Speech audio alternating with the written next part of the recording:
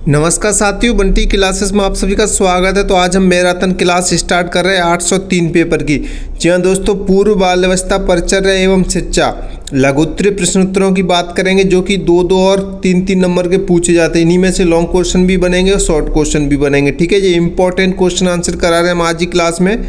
MP DElEd मुख्य परीक्षा 2026 के लिए प्रथम वर्ष वाले स्टूडेंट के लिए मैराथन क्लास है। ये आपको पूरी क्लास देखनी है। आज ही क्लास से बहुत सारे क्वेश्चन आपके 803 पेपर में देखने को मिलेंगे। काफ़ी क्वेश्चन तो आपको सेम टू सेम भी मिलेंगे, काफ़ी उनसे रिलेटेड मिलेंगे। अगर आप इस क्लास को फुल वॉच कर लेते हो और बंटी क्लासेस के नोट्स पढ़ लेते हो तो आपका एक भी क्वेश्चन बाहर नहीं जाएगा पेपर से, सारे क्वेश्चन यहीं से आएंगे। ठीक है, तो चलिए क्लास स्टार्ट करें। बस आप इस क्लास को लाइक करें, सभी स्टूडेंट कम से कम 1000 लाइक करवाएं इस क्लास पे कम से कम आपको 1K लाइक करानी है। ठीक है, 1K लाइक करानी, ताकि मैं आपकी और जल्दी क्लासेस और इम्पोर्टेंट क्वेश्चन आंसर की लेके आऊँ। ठीक है, और आपको बंटी क्लासेस के नोट्स परचेस कर लेने हैं। जो भी बच्चा नोट्स लेना चाहता है अच्छी तैयारी के लिए और एक्स्ट्रा पढ़ने के लिए, सरल और आसान भाषा में नोट्स बनाए गए हैं। तो आपको नंबर दिखाई दे रहा है यहाँ पे 72 40 28 72 81। इस नंबर पे व्हाट्सअप मैसेज करें और नोट्स परचेज कर लें, इंपॉर्टेंट क्वेश्चन आंसर, ताकि आप अच्छा स्कोर कर सकें और अच्छी परसेंटेज आपकी बन सके। ठीक है,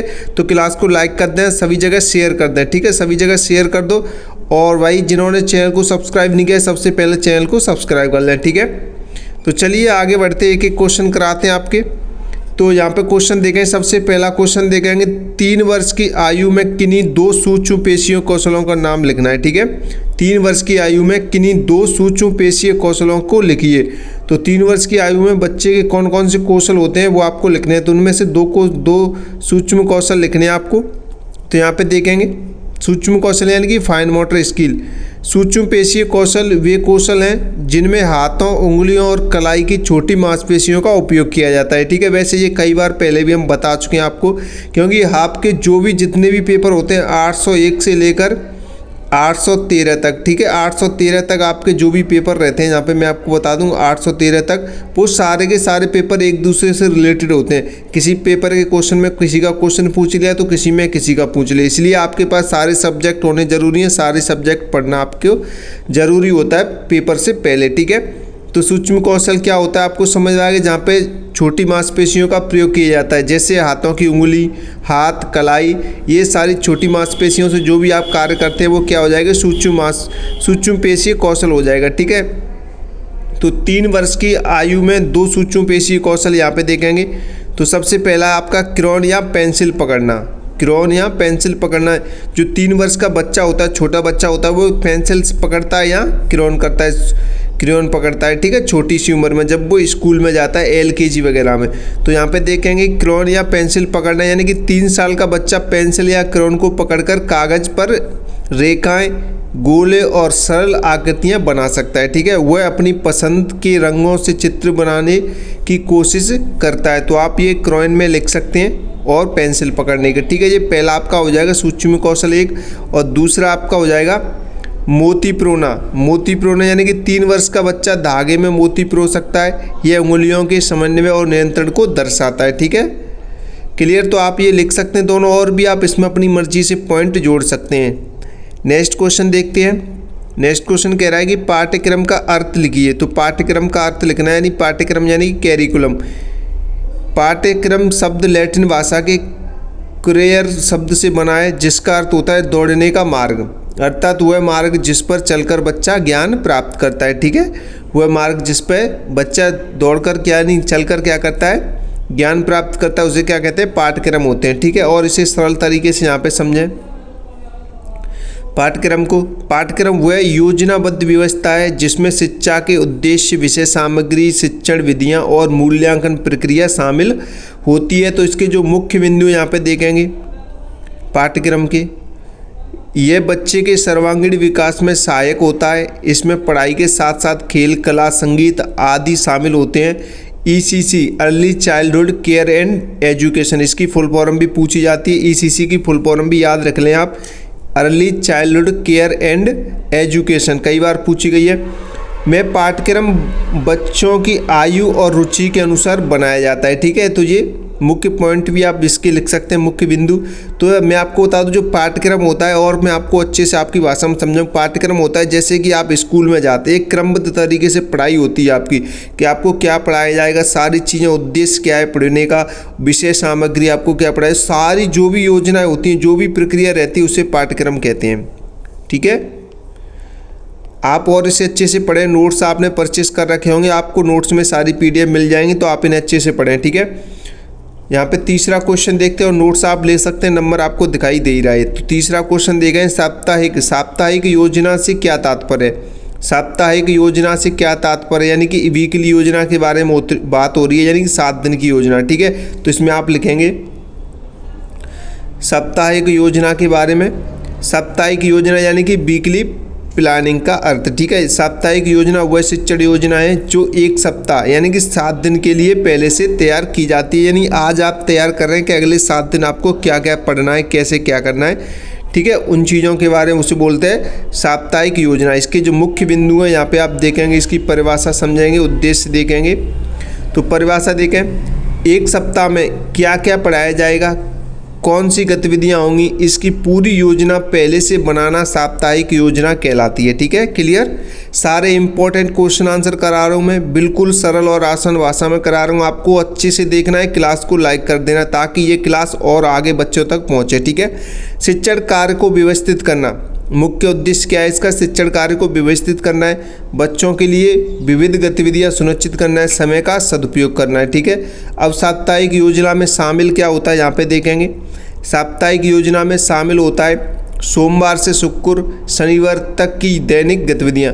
सोमवार से लेकर शुक्रवार या शनिवार तक की जो भी दैनिक गतिविधियां रहती हैं, यानी कि डेली आप क्या करते हैं, आपकी जो भी दिनचर्या है वो, और कहानी, कविता, खेल, कला, शिल्प आदि का विभाजन, थीम या विषय आधारित गतिविधियां। यानी कि आप इस विषय पे आपने सोच लिया मुझे 7 दिन गणित पढ़ना है। ठीक है, मुझे 7 दिन गणित पढ़ाना है, तो उसको आप साप्ताहिक हिसाब से यानी 7 दिन के हिसाब से डिवाइड करेंगे कि मुझे 7 दिन में कैसे भी करके इसे कंप्लीट करना है, कैसे कैसे पढ़ना है, कैसे क्या करना है। तो उसी को क्या कहते हैं? साप्ताहिक योजना कहते हैं। ठीक है, जो भी आप प्लानिंग करते हैं एक 7 दिन के अंदर में, किसी टॉपिक को लेकर या किसी विषय को लेकर या किसी थीम को लेकर। ठीक है, नेक्स्ट क्वेश्चन देखिए। नेक्स्ट क्वेश्चन कह रहा है ब्रेन स्टॉर्मिंग के 2 उदाहरण लिखिए। ब्रेन स्टॉर्मिंग के 2 उदाहरण लिखने, सबसे पहले ब्रेन स्टॉर्मिंग की आप अर्थ जानेंगे कि ब्रेन स्टॉर्मिंग होता क्या है। तो ब्रेन स्टॉर्मिंग एक ऐसी विधि है जिसमें किसी विषय पर बच्चे या व्यक्तियों से स्वतंत्र रूप से अधिक विचार मनवाए जाते हैं। इसमें कोई भी उत्तर गलत नहीं माना जाता है। जैसे यहाँ पे उदाहरण देखेंगे, 2 उदाहरणों की बात करें तो पहला उदाहरण पर्यावरण विषय पर, पहला उदाहरण है पर्यावरण विषय पर, यानी शिक्षक बच्चों से पूछता है पानी बचाने के लिए हम क्या क्या कर सकते हैं। तो सभी बच्चे अपने अपने विचार देते हैं। जैसे यहाँ पे देखें, कई बच्चे बोलेंगे नल बंद रखना है, कोई बच्चा बोलेगा बारिश का पानी जमा करना चाहिए, कई बच्चा बोलेगा कि कम पानी से नहाना, आदि और भी कई रिलेटेड क्वेश्चन हो सकते हैं इसको लेकर। ठीक है, और दूसरा उदाहरण देखें, दूसरा उदाहरण त्योहार विषय पर। ठीक है, दूसरा उदाहरण है त्योहार विषय पर। यही शिक्षक पूछता है कि दिवाली पर हम क्या क्या करते हैं, दिवाली पर हम क्या क्या करते हैं। तो बच्चे यहाँ पे जवाब देते हैं दीपक जलाते हैं सर, मिठाई खाते हैं, पटाखे जलाते हैं, घर सजाते हैं, और भी आदि कई सारे सवालों के जवाब मिलते हैं, यानी आंसर मिलते हैं एक क्वेश्चन से, यानी दिवाली पर हम क्या क्या करते हैं। तो आप अपने अकॉर्डिंग लिख सकते हैं ऐसे इस टाइप के क्वेश्चन को। ठीक है, नेक्स्ट क्वेश्चन देखते हैं। नेक्स्ट क्वेश्चन कह रहा है कि संचित अभिलेख में क्या अभिप्राय है। संचित अभिलेख में क्या अभिप्राय आपको लिखना है। तो संचित अभिलेख का अर्थ जानेंगे सबसे पहले। ठीक है, तो संचित अभिलेख जानेंगे, फिर इसके बाद इसमें जानकारी जानेंगे। संचित अभिलेख वह व्यापक दस्तावेज है, संचित अभिलेख वह व्यापक दस्तावेज है जिसमें किसी बच्चे की शुरुआत से लेकर वर्तमान तक की सभी जानकारियाँ एकत्रित या संग्रहित की जाती है, उसे क्या बोलते हैं? संचित अभिलेख बोलते हैं। ठीक है, आपकी जितनी भी जानकारियाँ शुरू से लेकर वर्तमान तक, यानी कि अब तक की, शुरू से लेकर अब तक की जो भी जानकारी आपकी रखी जाती हैं वो कहाँ पे एकत्रित होती है? संचित अभिलेख में। ठीक है, आप ऐसे लिख सकते हैं। इसे थोड़ा और भी अपने शब्दों में से सरल बना सकते हैं आप। इसमें शामिल जानकारियाँ, इसमें क्या क्या जानकारियाँ शामिल रहती है यहाँ पे देखेंगे। बच्चे का व्यक्तिगत विवरण रहता है, यानी कि जन्म, जन्मतिथि, परिवार के सदस्य, माता पिता का नाम वगैरह आदि, ठीक है। उसके बाद शारीरिक विकास का रिकॉर्ड रहता है, यानी ऊंचाई, लंबाई, वजन वगैरह कितना है बच्चे का। उसके बाद स्वास्थ्य संबंधी जानकारी, स्वास्थ्य कैसा है, क्या ब्लड ग्रुप है वगैरह सारी चीज़ें हैं। फिर शैक्षिक प्रगति, यानी शैक्षणिक प्रगति, बच्चे ने क्या क्या पढ़ा है, क्या किस चीज़ को पढ़ रहा है, कैसे क्या सारी चीज़ें। सामाजिक और भावनात्मक विकास बच्चे का, विशेष उपलब्धियां और कमजोरियां कि बच्चे ने अब तक कौन कौन सी उपलब्धियां हासिल की हैं और बच्चे के अंदर क्या क्या कमजोरियां हैं, ठीक है। अब इसके महत्व देखें। इसमें बच्चे के संपूर्ण विकास का पता चलता है। आपकी सारी जानकारी एकत्रित रहेगी तो इससे आपके संपूर्ण विकास का पता चल जाएगा। उसके बाद शैक्षिक और अभिभावक मिलकर बच्चे की मदद कर सकते हैं। शिक्षक और अभिभावक मिलकर बच्चे की मदद कर सकते हैं। इसमें कैसे, अगर कोई बच्चा, किसी बच्चे के पूरा रिकॉर्ड रखा गया है तो बच्चा कहाँ पे गलती की है तो उसे और बेहतर बनाने के लिए शिक्षक और अभिभावक बच्चे की मदद कर सकते हैं, ठीक है। तो आप ये महत्व देख सकते हैं और इसमें शामिल जानकारियाँ और ये संचित अभिलेख का मतलब, ठीक है। आपका इनसे क्वेश्चन रिलेटेड भी पूछता है तब भी आप लिख के आ सकते हैं। सारे के इंपॉर्टेंट है, काफ़ी क्वेश्चन सेम टू सेम छपेंगे इसमें से, काफ़ी क्वेश्चन एक दूसरे से मिलते जुलते आएंगे, ठीक है। क्योंकि इसमें हमने पूरी सब्जेक्ट को, यानी कि पूरे कवर किया है, पूरे पेपर को, ठीक है। आपका जो भी पेपर था, यानी कि 803 का जो पेपर है आपका, 803 का पूरा पेपर इस एक ही क्लास से कवर किया गया है। जो भी 2-2, 3-3 नंबर के क्वेश्चन पूछेंगे। और मैं आपको बता दूं, काफ़ी बच्चे बोलते हैं सर लॉन्ग क्वेश्चन लाइए। देखो लॉन्ग क्वेश्चन मैं लेके आऊँगा, लेकिन लॉन्ग क्वेश्चन ज़्यादा नहीं लेके आऊँगा, वो भी मैं आपको शॉर्ट में ही समझाऊंगा। आपको खुद से ही क्रिएट करने पड़ेंगे, उनमें खुद से ही शब्द जोड़ने पड़ेंगे, क्योंकि 2-2 पेज में लिखने होते हैं, 5-5, 6-6 नंबर के क्वेश्चन, यानी कि 150 शब्द, 180 शब्द में लिखने होते हैं। इतने शब्द का आंसर मैं कहाँ से लेके आऊँगा बताइए। लेके तो आ जाऊँगा मैं, लेकिन कितनी टाइम में आपको पढ़ा पाऊँगा। क्लास बनेगी 4-5 घंटे की लॉन्ग क्वेश्चन में, 10 लॉन्ग क्वेश्चन कराऊँगा तो कम से कम 1-1.5 घंटा लगेगा। तो आपको अपने अकॉर्डिंग ही बनाना है ये शॉर्ट क्वेश्चन से, फिर आप पढ़ भी नहीं पाओगे, इतना टाइम भी नहीं है, ठीक है, लॉन्ग क्वेश्चन पढ़ने का। तो आप जो शॉर्ट क्वेश्चन मैं आपको बता रहा हूँ जो इंपॉर्टेंट है, इन्हीं में से लॉन्ग क्वेश्चन बनेंगे, तो आपको लॉन्ग क्वेश्चन का आंसर ही बनाना है, ठीक है। इन पॉइंट को ध्यान में रखते हुए जो मैं आपको पढ़ा रहा हूँ, ठीक है, क्लियर। तो बस आप क्लास को लाइक करें, लाइक बहुत कम आ रहे हैं आपके, लाइक ज़्यादा आएंगे तो हमें भी अच्छा लगेगा कि आप लोग लाइक कर रहे हैं, क्लास पसंद कर रहे हैं और बच्चों तक क्लास पहुंचेगी, यानी आपके साथ साथ और बच्चों का भी भला होगा। तो अच्छा करने से अच्छा होता है, तो आप लोग अच्छा करें दूसरे का भी, ठीक है। नेक्स्ट क्वेश्चन कह रहा है स्वाभाविक अवलोकन विधि का महत्व लिखिए।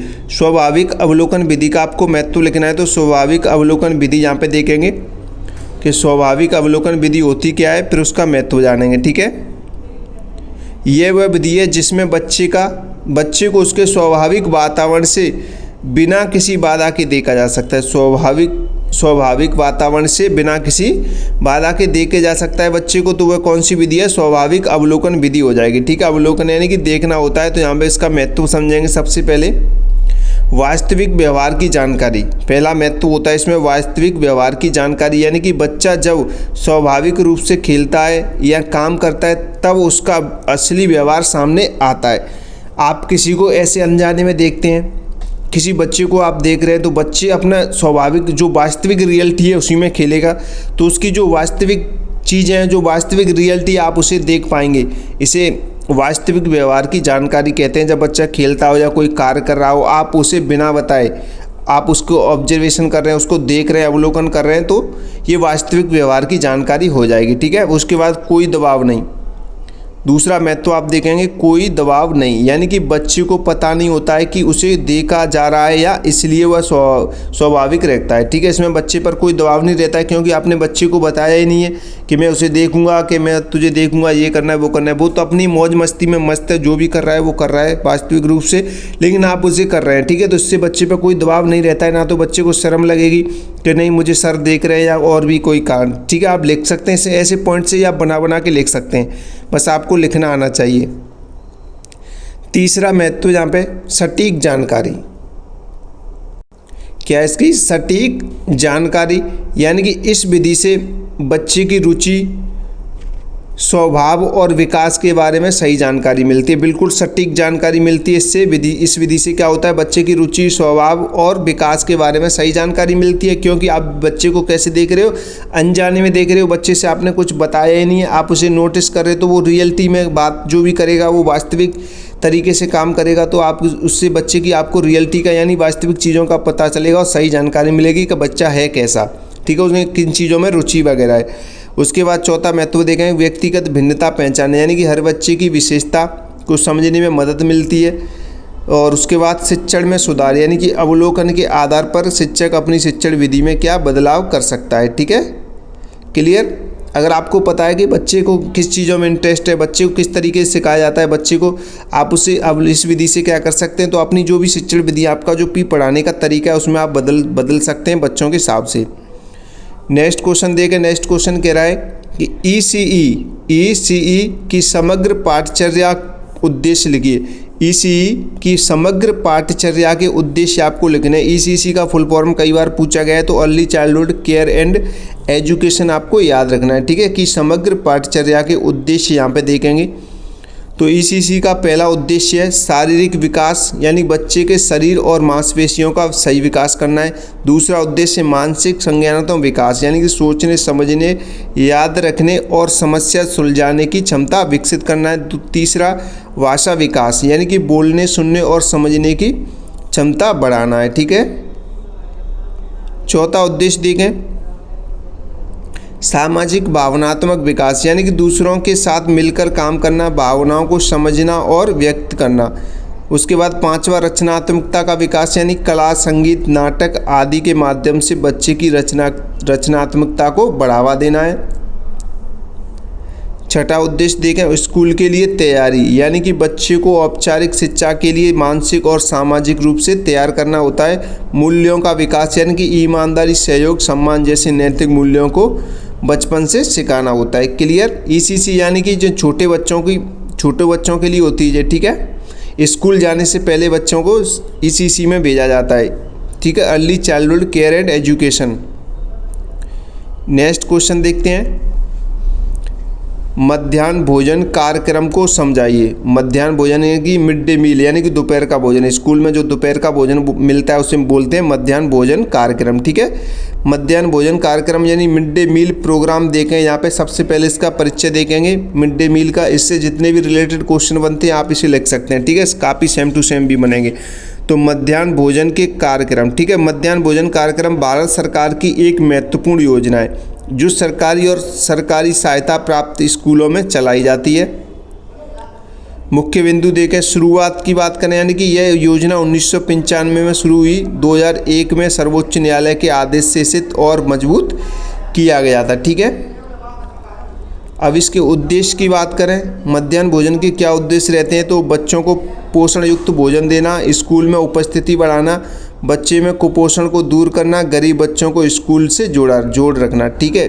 बच्चों का कुपोषण युक्त भोजन यानी कि बच्चों को सही भोजन मिलेगा तो बच्चों के अंदर कुपोषण, जो भी कुपोषण के शिकार होंगे वो खत्म हो जाएंगे, वो कुपोषण कभी नहीं होगा उनको, ठीक है। स्कूल में उपस्थिति बढ़ेगा, फ्री खाना मिलेगा तो बच्चे स्कूल में दौड़ के आएंगे, बच्चों में कुपोषण दूर होगा, सही खाना पौष्टिक खाना मिलेगा। तो गरीब बच्चों को स्कूल से जोड़े रखना, यानी कि जो गरीब बच्चे होते हैं वो ज़्यादातर खाने की वजह से स्कूल में आते हैं, ठीक है, तो स्कूल से जुड़े रहते हैं वो खाने की वजह से।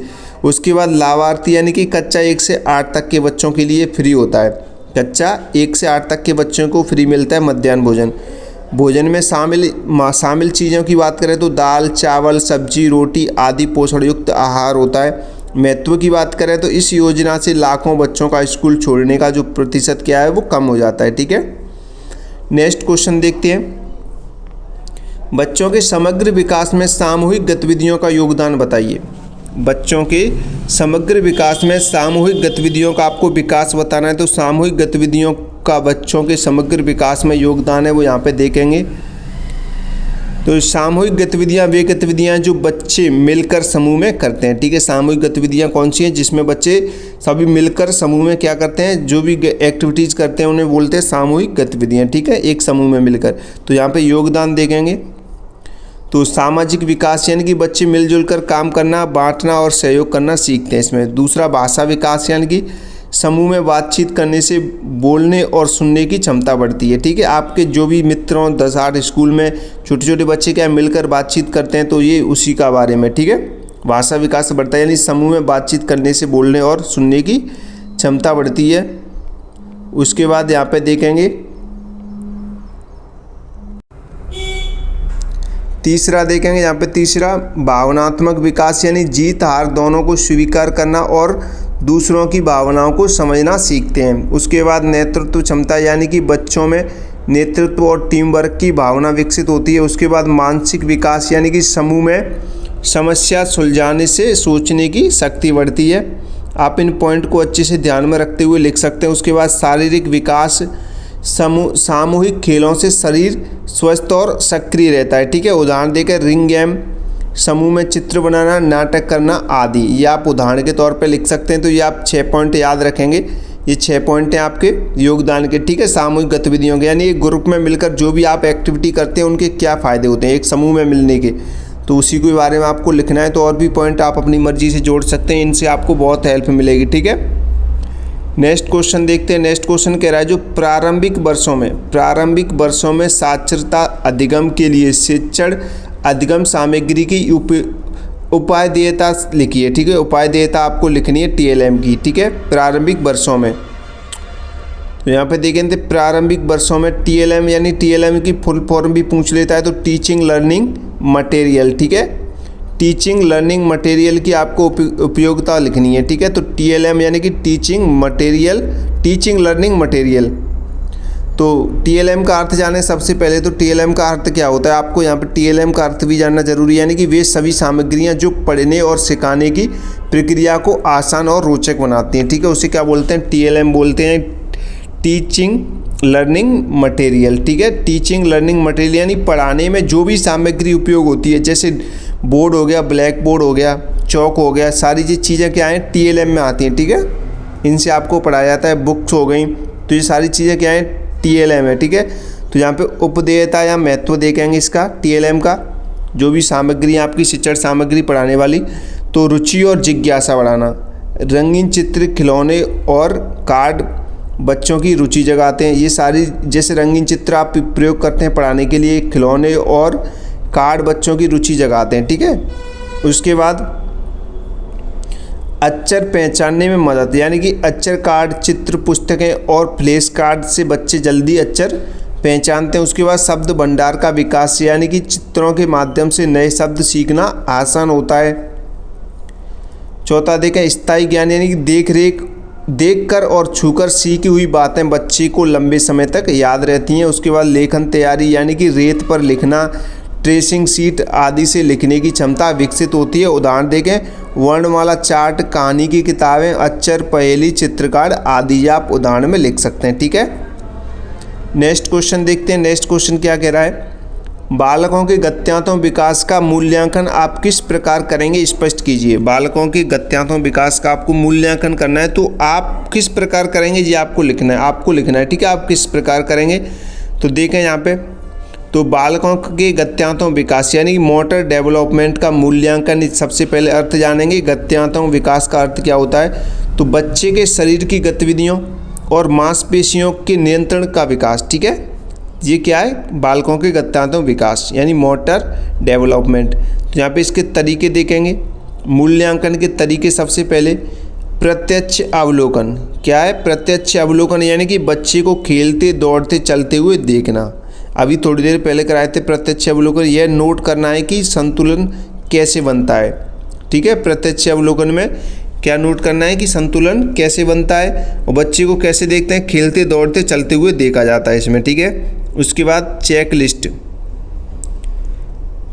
लिस्ट का उपयोग, यानी कि आयु के अनुसार माइलस्टोन की सूची बनाना, जैसे 3 साल में सीढ़ी चढ़ना कूदना आदि। ठीक है, सीढ़ी चढ़ना कूदना आदि।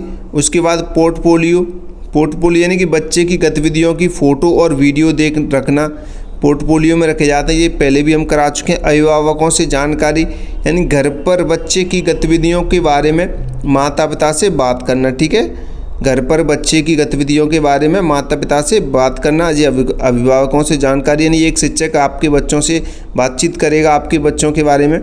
ठीक है, उसके बाद 5वां पॉइंट देगा खेल के दौरान मूल्यांकन, यानी कि बाल चाल, गेंद फेंकना, पकड़ना, रंग भरना आदि के दौरान ये मूल्यांकन होता है। अब मूल्यांकन में देखे जाने वाले बिंदु यहाँ पे देखेंगे। आप मूल्यांकन करेंगे तो कौन कौन से बिंदु आपके देखे जाएंगे बच्चे के, जहाँ स्थूल पेशी कौशल में दौड़ना कूदना देखा जाएगा, ये स्थूल पेशी कौशल हो जाएगा। और सूक्ष्म कौशल में यानी कि लिखना काटना, ठीक है। जहाँ छोटी मांसपेशियों का प्रयोग होता है वहाँ पे सूक्ष्म कौशल आता है, और बड़ी मांसपेशियों का होता है वहाँ पे स्थूल पेशी कौशल आता है, ठीक है। तो संतुलन और समन्वय रहता है, ठीक है। तो आप इनको अच्छे से पढ़ें और नोट्स भाई परचेस कर लें। नोट्स से आपको ये फ़ायदा होगा क्योंकि आप जैसे नोट्स पढ़ेंगे, ठीक है, उसके बाद क्लासेस आने में टाइम लगता है, क्लासेस रिकॉर्ड करनी पड़ती हैं तो टाइम लगता है, ठीक है। नोट्स आपको पहले ही मिल जाते हैं, तो आप नोट्स पढ़ेंगे तो ज़्यादा बेटर रहेगा। नंबर आप नोट कर लें 72 40 28 72 81। नोट्स आप पहले पढ़ लेंगे, उसके बाद आप नोट्स क्लासेस देखते हैं, ये मैराथन क्लासेस देखेंगे तो आपका रिवीजन भी हो जाएगा और आपको अच्छे से और समझ भी आ जाएगा। एक बार आप स्वयं भी सेल्फ स्टडी करेंगे नोट से, क्योंकि ज़्यादातर क्वेश्चन नोट से ही आ रहे हैं, आपने पहले भी पेपर दिए हैं, ठीक है।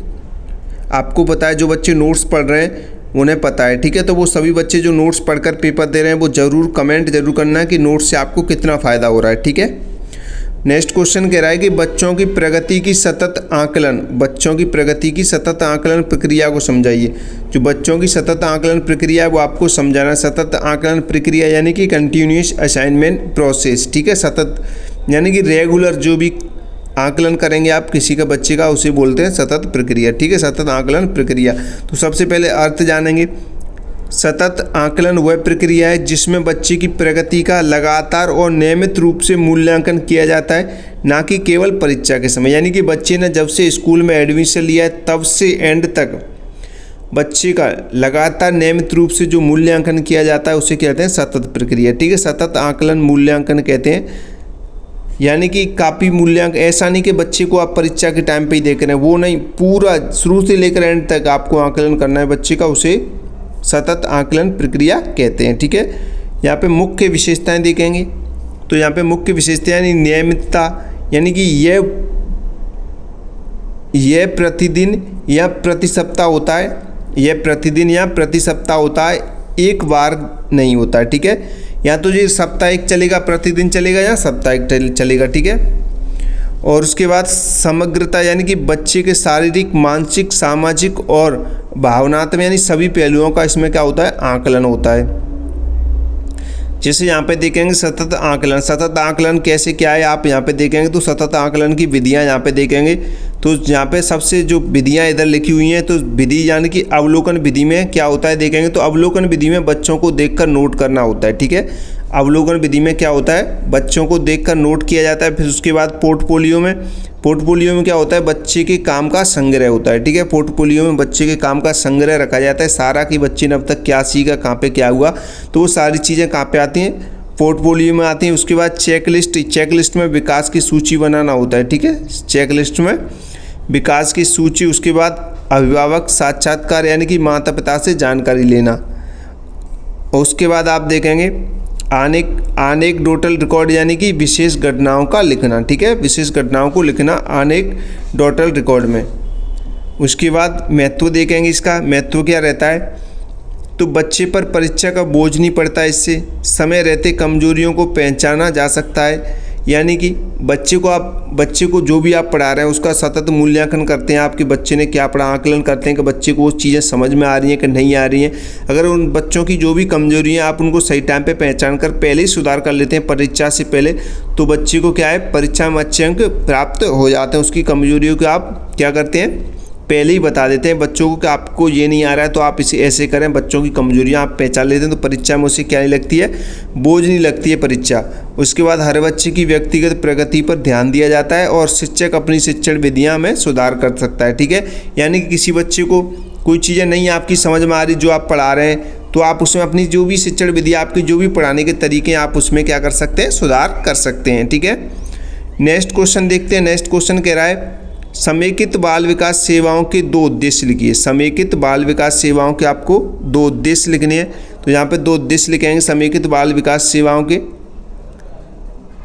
तो यहाँ पे आप इसकी थोड़ी फुल फॉर्म भी देख सकते हैं, पूछ ले तो ध्यान रखना है। ICDS यानी कि इंटीग्रेटेड चाइल्ड डेवलपमेंट सर्विस, ठीक है। इंटीग्रेटेड चाइल्ड डेवलपमेंट सर्विस यानी कि समेकित बाल विकास सेवाएं, ठीक है।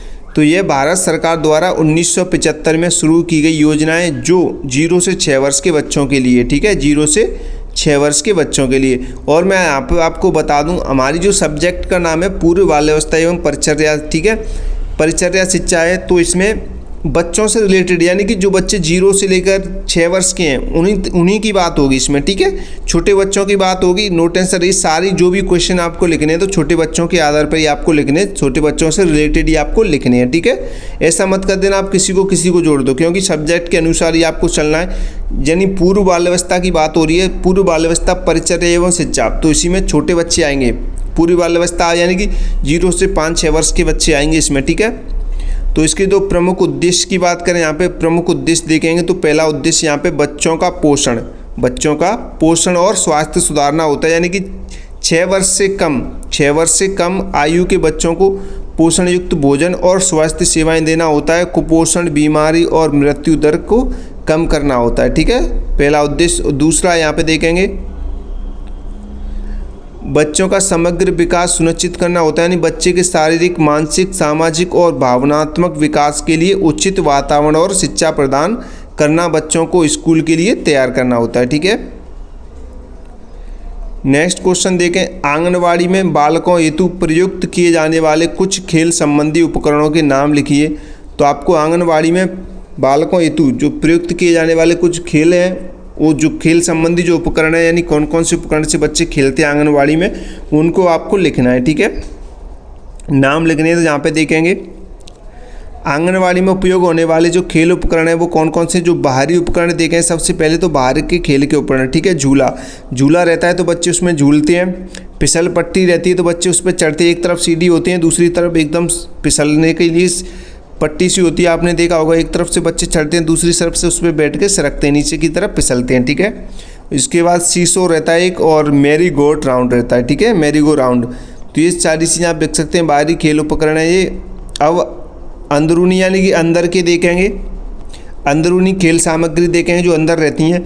यहाँ पर रंगीन गेंदें रहती हैं, लकड़ी के खिलौने होते हैं, पहेली यानी कि पजल्स रहती हैं, ब्लॉक्स और लोगो रहते हैं, और मिट्टी किले रहते हैं, ठीक है, मिट्टी या किले रहते हैं, और रंग और ब्रश रहती हैं, गुड़िया और घर घर खेलने के सामान, क्रेयॉन और रंगीन पेंसिल रहते हैं, ठीक है। तो आप ये अंदर की ये आंगनवाड़ी में जो अंदर चीज़ें रहती हैं वो ये सारी चीज़ें रहती हैं, और बाहर की चीज़ें वो ये सारी हैं, ठीक है। इनके नाम लिखने तो आप लिख सकते हैं आंगनवाड़ी रिलेटेड, क्योंकि पूर्व बाल्यावस्था है तो इसमें छोटे बच्चों की बात होगी, तो आपको ध्यान रखना है, ठीक है। क्लास को लाइक करो भाई, लाइक आपके कम आ रहे हैं, इसलिए मैं आपसे बोल रहा हूँ थोड़ा नोट्स परचेस कर लें, अच्छी तैयारी के लिए थोड़े से पैसे खर्च कर लें। देखो एग्जाम एक ही बार होता है, एग्जाम में अच्छा ही स्कोर होना चाहिए, परसेंटेज कम नहीं बननी चाहिए। अगर आपकी 90% बनेगी तो आपको ही फ़ायदा है, 90 से ऊपर बनेगी आपको ही फ़ायदा है, कम नहीं होनी चाहिए। एग्जाम एक बार होता है, आप लगभग 90,000 प्लस बच्चे खर्च कर रहे होंगे पैसा, ठीक है, 90 के यानी कि 90,000 से ऊपर ही आप पैसा खर्च कर रहे होंगे डीएलएड करने में। मान लीजिए आपकी परसेंटेज ही अच्छी नहीं बनी तो आपको क्या फ़ायदा, थोड़े से पैसे और खर्च करें और नोट्स परचेस करें, उनको पढ़ें, आप अच्छी तैयारी करें उनसे। एक एक दिन में आप नोट्स पढ़ लेंगे, जो भी आपको छुट्टी मिल रही है एक एक दिन की अच्छे से तैयारी हो जाएगी, क्योंकि हम इम्पोर्टेंट दे रहे हैं, ज़्यादातर नोट्स से ही क्वेश्चन आ रहा है, आप लोग देख भी रहे हैं। तो जो भी बच्चा है वो नोट्स परचेस कर ले, अच्छा रहेगा उसके लिए, ठीक है, उसको बहुत हेल्प हो जाएगी और अच्छी परसेंटेज बन जाएगी, तो आत्मविश्वास भी बढ़ता है। फ्यूचर में ऐसा ना हो कि मेरिट आधार पर जॉब मिलने लगे, तो उसके लिए भी फ़ायदा है, ठीक है। आगे की सोच के ही हमें करना चाहिए जो भी करना है।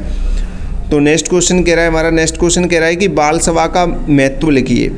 बाल सभा का आपको महत्व लिखना है। तो बाल सभा का महत्व यानी कि बाल सभा वह आयोजन है जिसमें बच्चे एकत्रित होकर विभिन्न गतिविधियों में भाग लेते हैं। बाल सभा क्या है? बाल सभा वह आयोजन है जिसमें एकत्रित होकर विभिन्न गतिविधियों में भाग लेते हैं, जिसमें बहुत सारे बच्चे एक जगह इकट्ठे रहेंगे, उसके बाद वो विभिन्न गतिविधियों में क्या लेंगे, भाग लेंगे। तो यहाँ पर उसका महत्व जानेंगे, ठीक है। महत्व देखेंगे यानी कि आत्मविश्वास का विकास होता है, बच्चे सबके सामने बोलना, गाना और प्रस्तुति देना सीखते हैं इसमें, ठीक है। उसके बाद अनुशासन की भावना यानी एक साथ बैठना, सुनना और नियमों का पालन करना सीखते हैं। भाषा विकास यानी कि बाल सभा में कविता, कहानी और भाषण से भाषा कौशल बढ़ता है।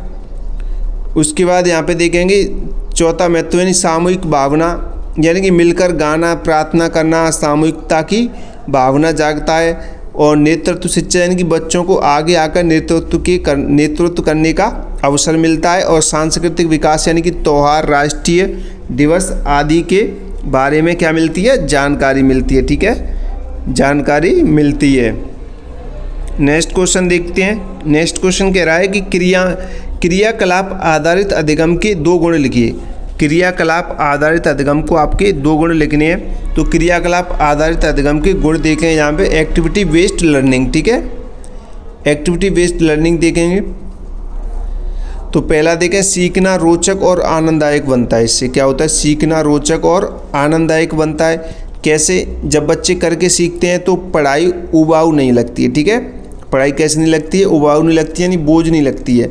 उसके बाद बच्चे स्वयं प्रयोग करते हैं जिससे उनकी जिज्ञासा क्या होती है, बढ़ती है। उदाहरण देखें, मिट्टी से आकृति बनाकर आकार सीखना। उसके बाद दूसरा देखें, ज्ञान स्थायी और गहरा होता है। इससे क्या होता है, ज्ञान स्थायी होता है और गहरा होता है, यानी कि खुद करके सीखी गई बातें बच्चे को लंबे समय तक याद रहती हैं, ठीक है। जैसे अभी आप इन क्वेश्चनों को पेन से लिखकर प्रैक्टिस कर रहे हैं तो आप इनको लंबे समय तक याद रख सकते हैं। केवल सुनकर सीखने की तुलना में करके सीखना अधिक प्रभावशाली होता है। पानी में रंग मिलाकर रंगों का मिश्रण सीखना, तो आपको लंबे समय तक याद रहेगा।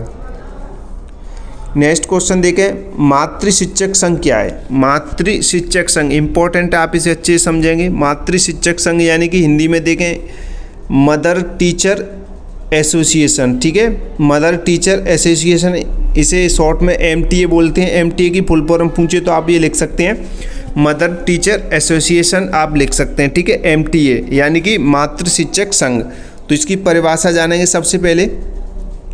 तो परिभाषा देखेंगे, मातृ शिक्षक संघ वह संगठन है जिसमें बच्चे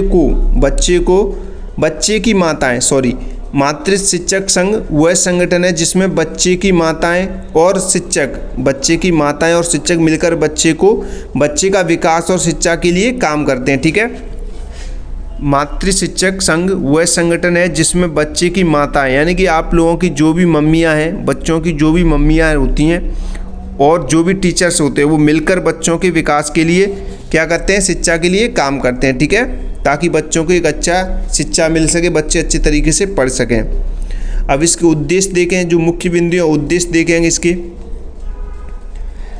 माताओं और शिक्षकों के बीच सहयोग और संवाद बढ़ाना, ठीक है, बच्चे की प्रगति की जानकारी साझा करना, बच्चे की समस्याओं को मिलकर सुलझाना। यानी कि मैं आपको बताऊं, जो छोटे बच्चे होते हैं टीचर्स उनकी कमजोरियां बताते हैं कि आप उनकी मम्मियों को कि आप ऐसे करें, आपका बच्चा घर पे क्या क्या एक्टिविटी करता है, तो टीचर जानकारी लेता है, फिर वो स्कूल की जानकारी देता है कि बच्चा आपका स्कूल में आके यानी आंगनबाड़ी में आके ऐसे ऐसे कार्य करता है, तो आपको इन चीज़ों पे घर जाके ध्यान देना चाहिए बच्चों पे। तो इससे क्या होता है, बच्चों को अच्छी तरीके से विकास होता है, जो कमजोरियाँ होती हैं बच्चों की उनका पता चलता है, बच्चों की समस्याओं को जानकारी यानी बच्चों की समस्याओं का पता लगाकर उनका निवारण किया जाता है, ठीक है, शिक्षक और माता मिलकर करते हैं जी।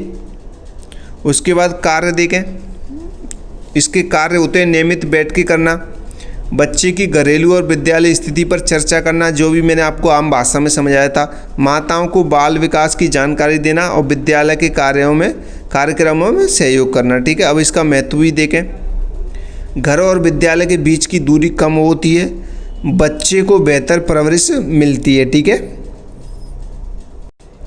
तो आपको इनको ध्यान रखना है, ये इम्पोर्टेंट है, ठीक है। क्वेश्चन क्या था हमारा, मातृ शिक्षक संघ के बारे में, यानी कि मदर टीचर एसोसिएशन MTA। तो आपको इनको अच्छे से ध्यान रखना है, ठीक है। इन पॉइंट को, उद्देश्य भी, इसके कार्य भी और महत्व भी आप ये लिख सकते हैं, क्वेश्चन पूछे तो इससे रिलेटेड, ठीक है।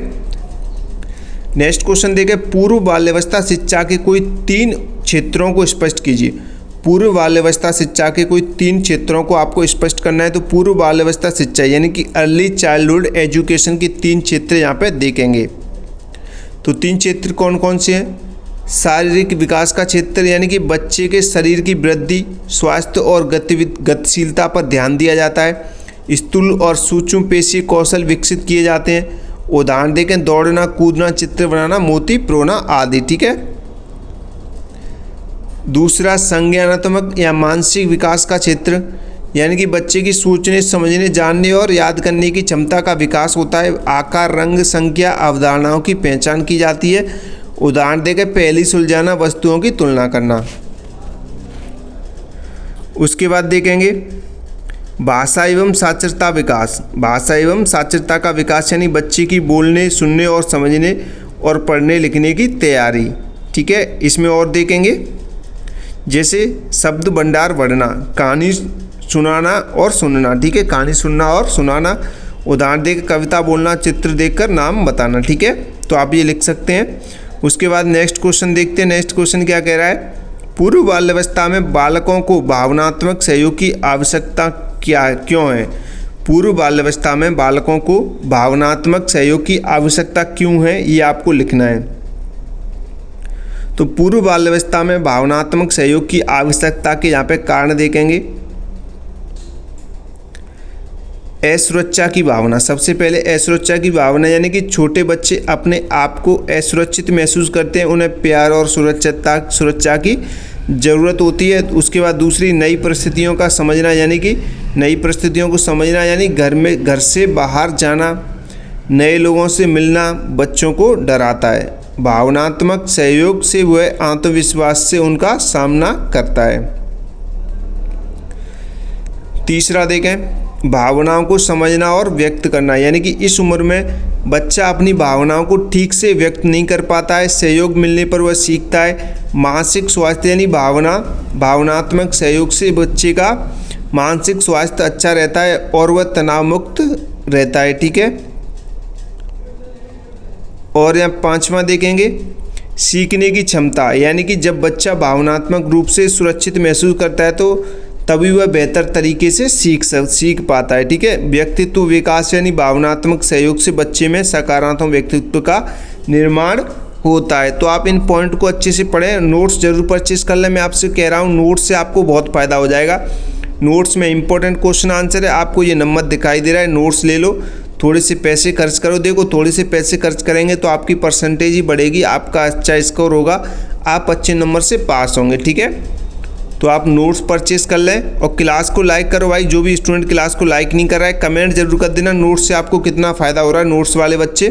ठीक है, नेक्स्ट क्वेश्चन कह रहा है कि पूर्व बाल्यावस्था में बालक के सामाजिक विकास को समझाइए। पूर्व बाल्यावस्था में बालक का जो सामाजिक विकास होता है वो किस तरीके से होता है वो आपको समझाना है। ठीक है, तो यहाँ पे देखेंगे जो पूर्व बाल्यावस्था यानी छोटे बच्चे रहते हैं पूर्व बाल्यावस्था वाले, उनका सामाजिक विकास देखेंगे। तो सबसे पहले अर्थ जाने यहाँ पे कि सामाजिक विकास से तात्पर्य यानी बच्चों का दूसरों के साथ मिलजुलना, संबंध बनाना और समाज के नियमों को सीखना होता है। ठीक है, अब सामाजिक विकास की यहाँ पे विशेषताएं देखेंगे।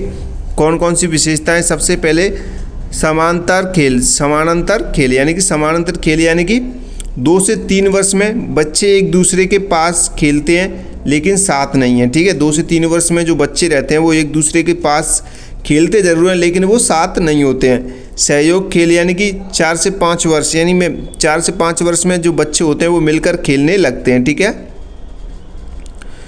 उसके बाद सहानुभूति का विकास यानी बच्चा दूसरे बच्चों की भावनाओं को समझने लगता है। नियम सीखना यानी कि बच्चा धीरे धीरे सामाजिक नियम जैसे बारी लेना, बांटना सिखाता है। ठीक है, छोटे छोटे बच्चे खेलते हैं ना, ये मेरी तरफ से है, ये उसकी तरफ है, ये मेरी बारी में से, वो सारी चीज़ें आपको लिखनी जो छोटे बच्चे हैं। जब आप भी कक्षा 3 या 4, 5 में पढ़ते थे तब आप कैसे क्या करते थे वो सारी चीज़ें आपको लिखनी है। ठीक है, कक्षा 1 से लेकर 3 तक की जब आपकी क्लास से चलती थी तो आप किस तरीके से खेलते थे, क्या करते थे, वो सारी चीज़ें आपको इसमें लिखनी है, किस तरीके से आप जो भी एक्टिविटी करते थे। मित्रता यानी कि इस उम्र में बच्चे अपने पसंदीदा साथी चुनने लगते हैं। ठीक है, आपका कोई दोस्त होता होगा तब तो आप भी सोचते हो नहीं ये मेरी पारी में आएगा, आप पहले से करते थे ना, ये मेरी पारी में रहेगा, ये इसका दोस्त है, ये उसका दोस्त है। ठीक है, तो ऐसे आपको लिखना है। सामाजिक विकास को बढ़ावा देने के तरीके, यहाँ पे देखेंगे।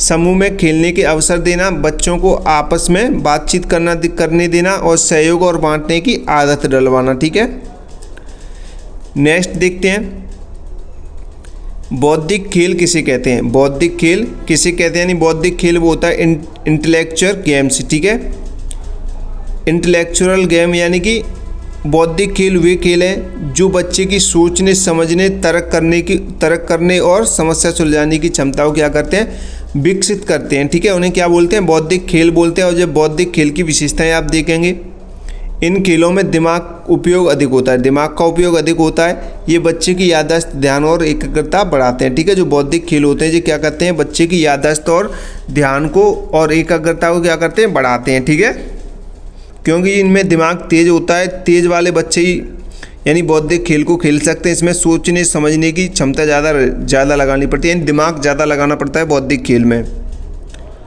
बौद्धिक खेल के उदाहरण यहाँ पे देखेंगे और लाभ भी देखेंगे। ठीक है, कौन कौन से जो बौद्धिक खेल होते हैं वो कौन कौन से होते हैं, तो यहाँ पे खेलों के नाम लिखे गए हैं जो बौद्धिक खेल हैं और उनकी फ़ायदा यानी कि लाभ लिखे गए हैं। ठीक है, तो खेल देखेंगे। पहेली यानी कि पजल जो सुलझानी पड़ती है, यानी उसमें समस्या सुलझाने की क्षमता। लूडो या शतरंज, ये सारे पहेली खेल हैं, बौद्धिक खेल हैं। ठीक है, यानी कि रणनीति, बौद्धिक खेल है ये लूडो और शतरंज, यानी कि रणनीति सोचनी पड़ती है कि रणनीति क्या सोच है। ठीक है, कैसे क्या चलनी है आगे की चाल।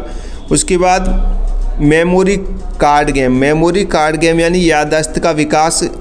अंताक्षरी यानी कि भाषा और स्मृति का विकास। संख्या खेल यानी कि गणितीय सोच। ठीक है, ये आप खेल लिख सकते हैं और इनके लाभ लिख सकते हैं आप। बौद्धिक खेल है ये। नेक्स्ट क्वेश्चन देखते हैं। नेक्स्ट क्वेश्चन कह रहा है आकलन का महत्व लिखिए। आपको आकलन का महत्व लिखना है कि आकलन का महत्व होता क्या है। तो आकलन का अर्थ जाने, बच्चे की प्रगति, क्षमता और कमजोरियों को जानने की जो प्रक्रिया रहती है उसे क्या बोलते हैं, आकलन बोलते हैं। ठीक है, महत्व देखें इसका। बच्चे की प्रगति की जानकारी, यानी शिक्षक को पता चलता है कि बच्चा कितना सीख रहा है। ठीक है, उसके बाद कमजोरियों की पहचान, यानी कि जिन क्षेत्रों में बच्चा पिछड़ रहा है उन्हें समय रहते पहचान जा सकता है। ठीक है, पहचाना जा सकता है। तो आप ये दो महत्व लिख सकते हैं आकलन के। ठीक है, तीसरा महत्व देखें, शिक्षण विधि में सुधार, यानी कि आकलन से शिक्षक को अपनी शिक्षण विधि बदलने में मदद मिलती है। यानी कि आप बच्चों को पढ़ा रहे हैं, बच्चों का आकलन कर रहे हैं, आपको लग रहा है कि बच्चे जो मैं इस तरीके से पढ़ा रहा हूँ, जिस शिक्षण विधि के थ्रू पढ़ा रहा हूँ, बच्चे को समझ नहीं आ रहा, तो आप उसमें क्या कर सकते हैं, परिवर्तन कर सकते हैं, बदलाव कर सकते हैं। ठीक है, ये सारी चीज़ें तभी संभव होंगी आकलन से। जब आप बच्चों को आपने जो भी पढ़ाया है उसका बच्चों का आप आकलन कर रहे हैं, तो आपको पता चल रहा है कि बच्चे इस विधि जो मैं पढ़ा रहा हूँ वो समझ नहीं आ रहा, बच्चों को तरीका समझ नहीं आ रहा, तो आप उसमें बदलाव करेंगे आकलन से। ठीक है, तो अभिभावकों की जानकारी, यानी माता पिता को बच्चों की वास्तविक स्थिति बताई जा सकती है कि बच्चे किस तरीके से पढ़ते हैं, क्या करते हैं। ठीक है, जो भी एक्टिविटी करते हैं। उसके बाद व्यक्तिगत ध्यान, यानी हर बच्चे की ज़रूरत के अनुसार शिक्षा दी जा सकती है। ठीक है, कि बच्चा कमज़ोर है, कैसा आपने आकलन कर लिया कि बच्चे पे कितना आता है कितना नहीं आता है, तो आप उसी हिसाब से सिखाएंगे। मान लीजिए बच्चे पे जोड़ घटाए आते हैं तो आप उसे गुणा से सिखाएंगे। बच्चे पे जोड़ घटाए आता नहीं है, आप गुणा से सिखा रहे हैं, तो कैसे पहले बच्चों का आप आकलन करेंगे कि बच्चे को क्या क्या आता है, तभी आप उसे बच्चे को पढ़ाएंगे। ठीक है, उसी आधार से। उसके बाद प्रेरणा यानी कि अच्छे आकलन से बच्चे को आगे बढ़ने की क्या मिलती है, प्रेरणा मिलती है। अगर बच्चों का आप अच्छे से आकलन करते हैं तो बच्चों को आगे से बढ़ने की क्या मिलती है, प्रेरणा। यानी कि बच्चे ने कुछ भी गलत लिख दिया, आप बच्चे को बता रहे हैं आपको ऐसे नहीं ऐसे करना चाहिए, इसे ऐसे नहीं ये कहते हैं, तो उसकी बच्चे की प्रेरणा बढ़ेगी आगे। ठीक है, आगे बढ़ने की प्रेरणा मिलती है बच्चों को। और पाठ्यक्रम में सुधार, यानी कि आकलन के आधार पर पाठ्यक्रम को बच्चों के अनुकूल बनाया जा सकता है। ठीक है, आपने बच्चों को यानी कि बच्चों को देख लिया, बच्चों का आकलन कर लिया, तो आप उस हिसाब से पाठ्यक्रम भी बना सकते हैं कि बच्चों को किस तरीके से सिखाना ज़्यादा बेहतर रहेगा। नेक्स्ट क्वेश्चन देखें, स्वाभाविक अवलोकन विधि। 3 गुण लिखने हैं। ठीक है, स्वाभाविक अवलोकन विधि के आपको 3 गुण लिखने हैं। तो यहाँ पे देखते हैं स्वाभाविक अवलोकन विधि के 3 गुण। ठीक है, तो स्वाभाविक अवलोकन विधि के 3 गुण देखेंगे। पहला गुण, वास्तविक और प्राकृतिक व्यवहार की जानकारी मिलती है इससे, यानी कि बच्चे को पता नहीं होता है कि उसे देखा जा रहा है या नहीं, इसलिए वह बिल्कुल स्वाभाविक रूप से व्यवहार करता है। इससे बच्चे की असली स्वभाव और व्यवहार सामने आता है। ठीक है, अगर बच्चे को पता ही नहीं है कि आप उसे देख रहे हैं, उसका अवलोकन कर रहे हैं वास्तविक, तो इससे क्या होगा, बच्चे की जो भी असलियत है वो आपके सामने आ जाएगी। ठीक है, दूसरा देखें, किसी विशेष उपकरण की ज़रूरत नहीं है इसमें, यानी कि यह विधि बहुत सरल है, आपको किसी की ज़रूरत नहीं है, बस आप इसे देख सकते हैं आंखों से। इसमें महंगे उपकरण या प्रयोगशाला की भी ज़रूरत नहीं होती है। शिक्षक सामान्य नोटबुक में अवलोकन लिख सकता है। आप एक सामान्य सी बुक ले सकते हैं, उसमें पेन से लिख सकते हैं कि बच्चा जो भी एक्टिविटी कर रहा है उसे आप देख सकते हैं अपनी आंखों से। एक सिंपल सी बुक में उसके बारे में लिख सकते हैं, ठीक है। उसके बाद बच्चों पर कोई दबाव नहीं, यानी कि परीक्षा या औपचारिक मूल्यांकन की तरह बच्चे पर कोई दबाव नहीं रहता या कोई तनाव नहीं रहता इसमें, ठीक है। बच्चे खेलते खेलते हैं और स्वाभाविक परिस्थितियों में मूल्यांकन होता रहता है, ठीक है। इससे सटीक और विश्वसनीय जानकारी मिलती है, ठीक है। एकदम रियल जानकारी मिलती है, एकदम सटीक। नेक्स्ट क्वेश्चन देखते हैं। शिशु शिक्षा शिक्षक की कोई 2 विशेषताएं लिखिए। शिशु शिक्षा शिक्षक की आपको 2 विशेषताएं यहाँ पे लिखनी है। तो पहली विशेषता देखेंगे, धैर्यशील और स्नेही भाव स्वभाव। धैर्यशील और स्नेही भाव स्वभाव होना चाहिए, यानी कि प्री प्राइमरी शिक्षक में बच्चे के प्रति प्यार और धैर्य होना जरूरी है। यानी कि जो छोटे छोटे बच्चे होते हैं, शिशु होते हैं, उनको आप पढ़ाएंगे तो आपके अंदर क्या होना चाहिए, धैर्यशील होना चाहिए, यानी स्नेही स्वभाव होना चाहिए, प्यार करने वाला, यानी बच्चों को आप प्यार से समझा सकें।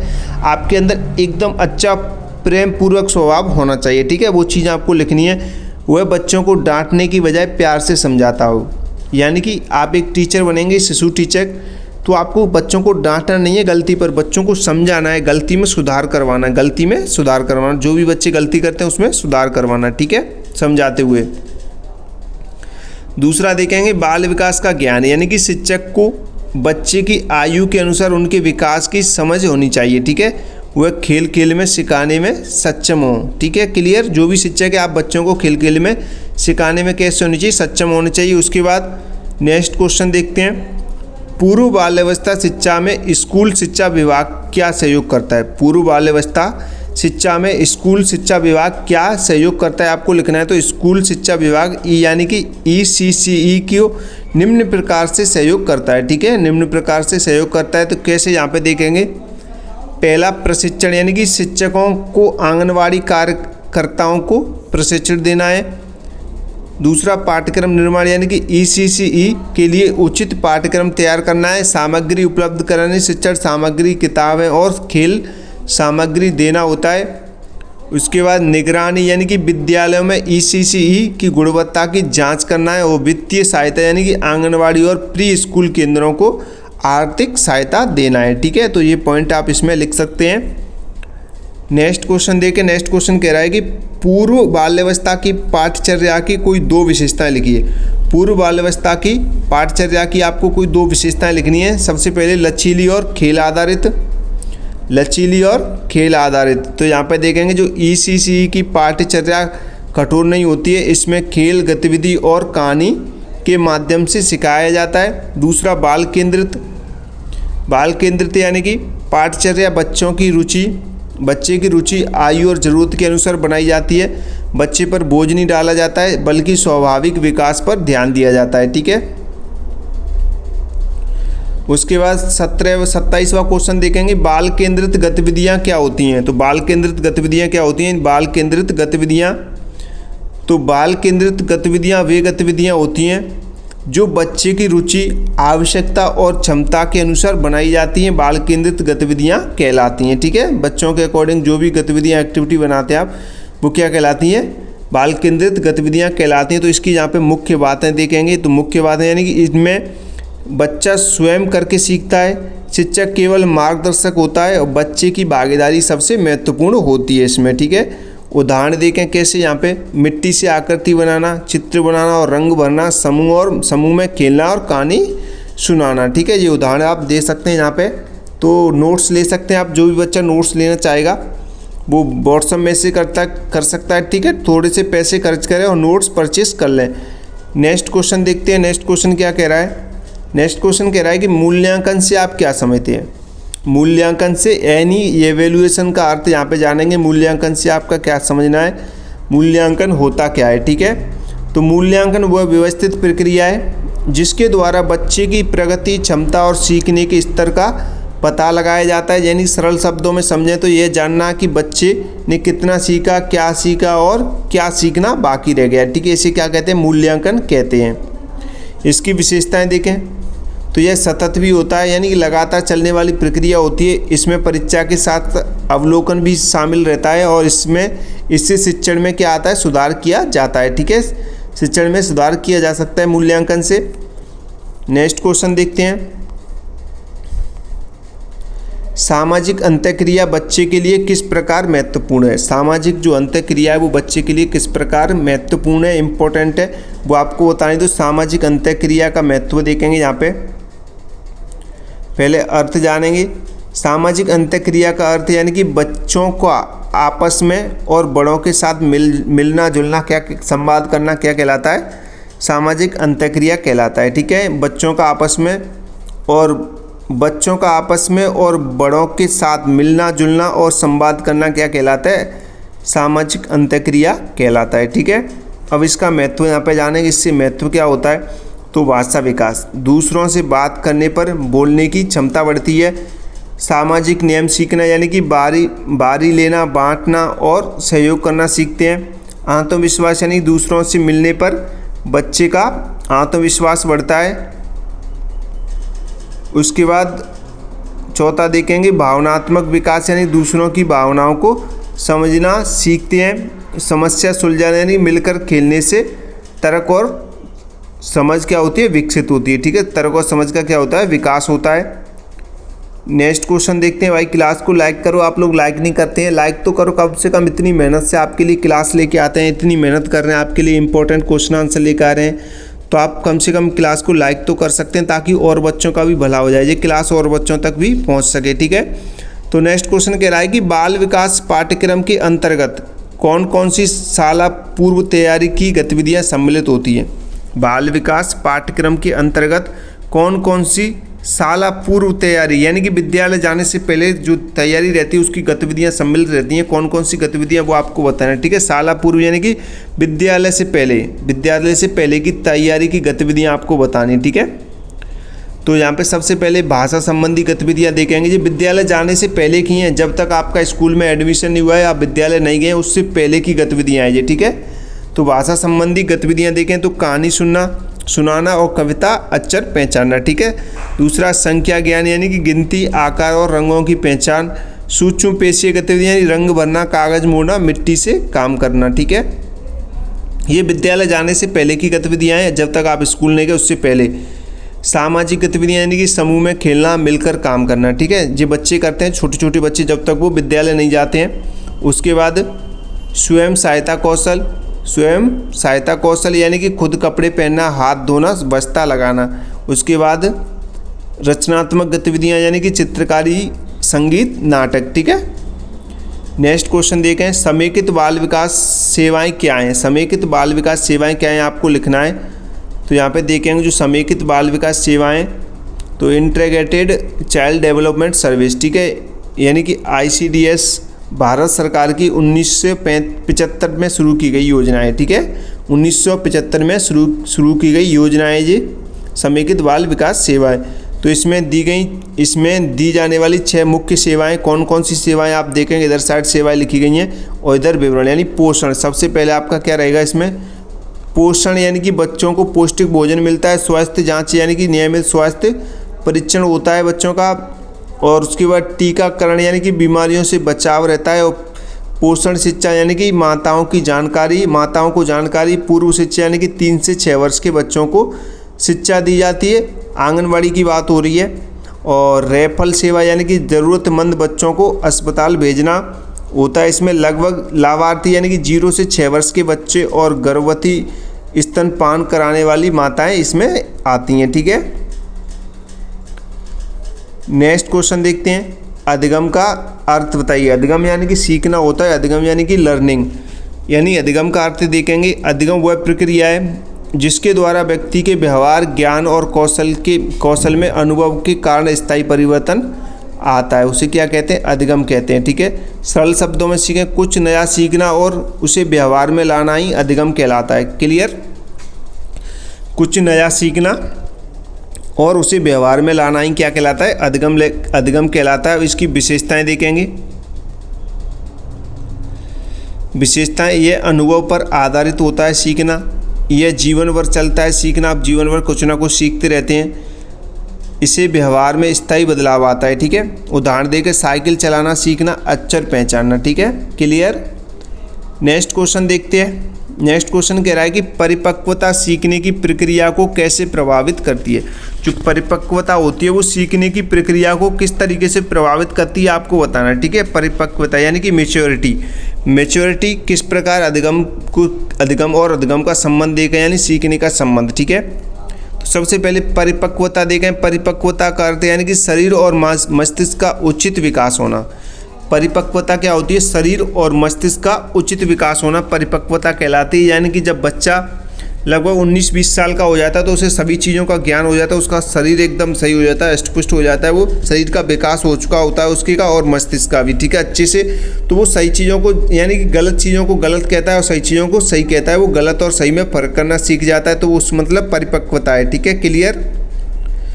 तो उस बच्चे के अंदर क्या आ गई? परिपक्वता आ गई। तो इसके प्रभाव यहाँ पर देखेंगे परिपक्वता के, यानी सीखने की तैयारी, यानी कि जब बच्चा शारीरिक और मानसिक रूप से परिपक्व होता है तभी वह कोई कौशल सीख सकता है, ठीक है। जैसे उदाहरण देखें, जब तक बच्चे की मांसपेशियां परिपक्व ना हो वह लिख नहीं सकता, ठीक है, क्लियर।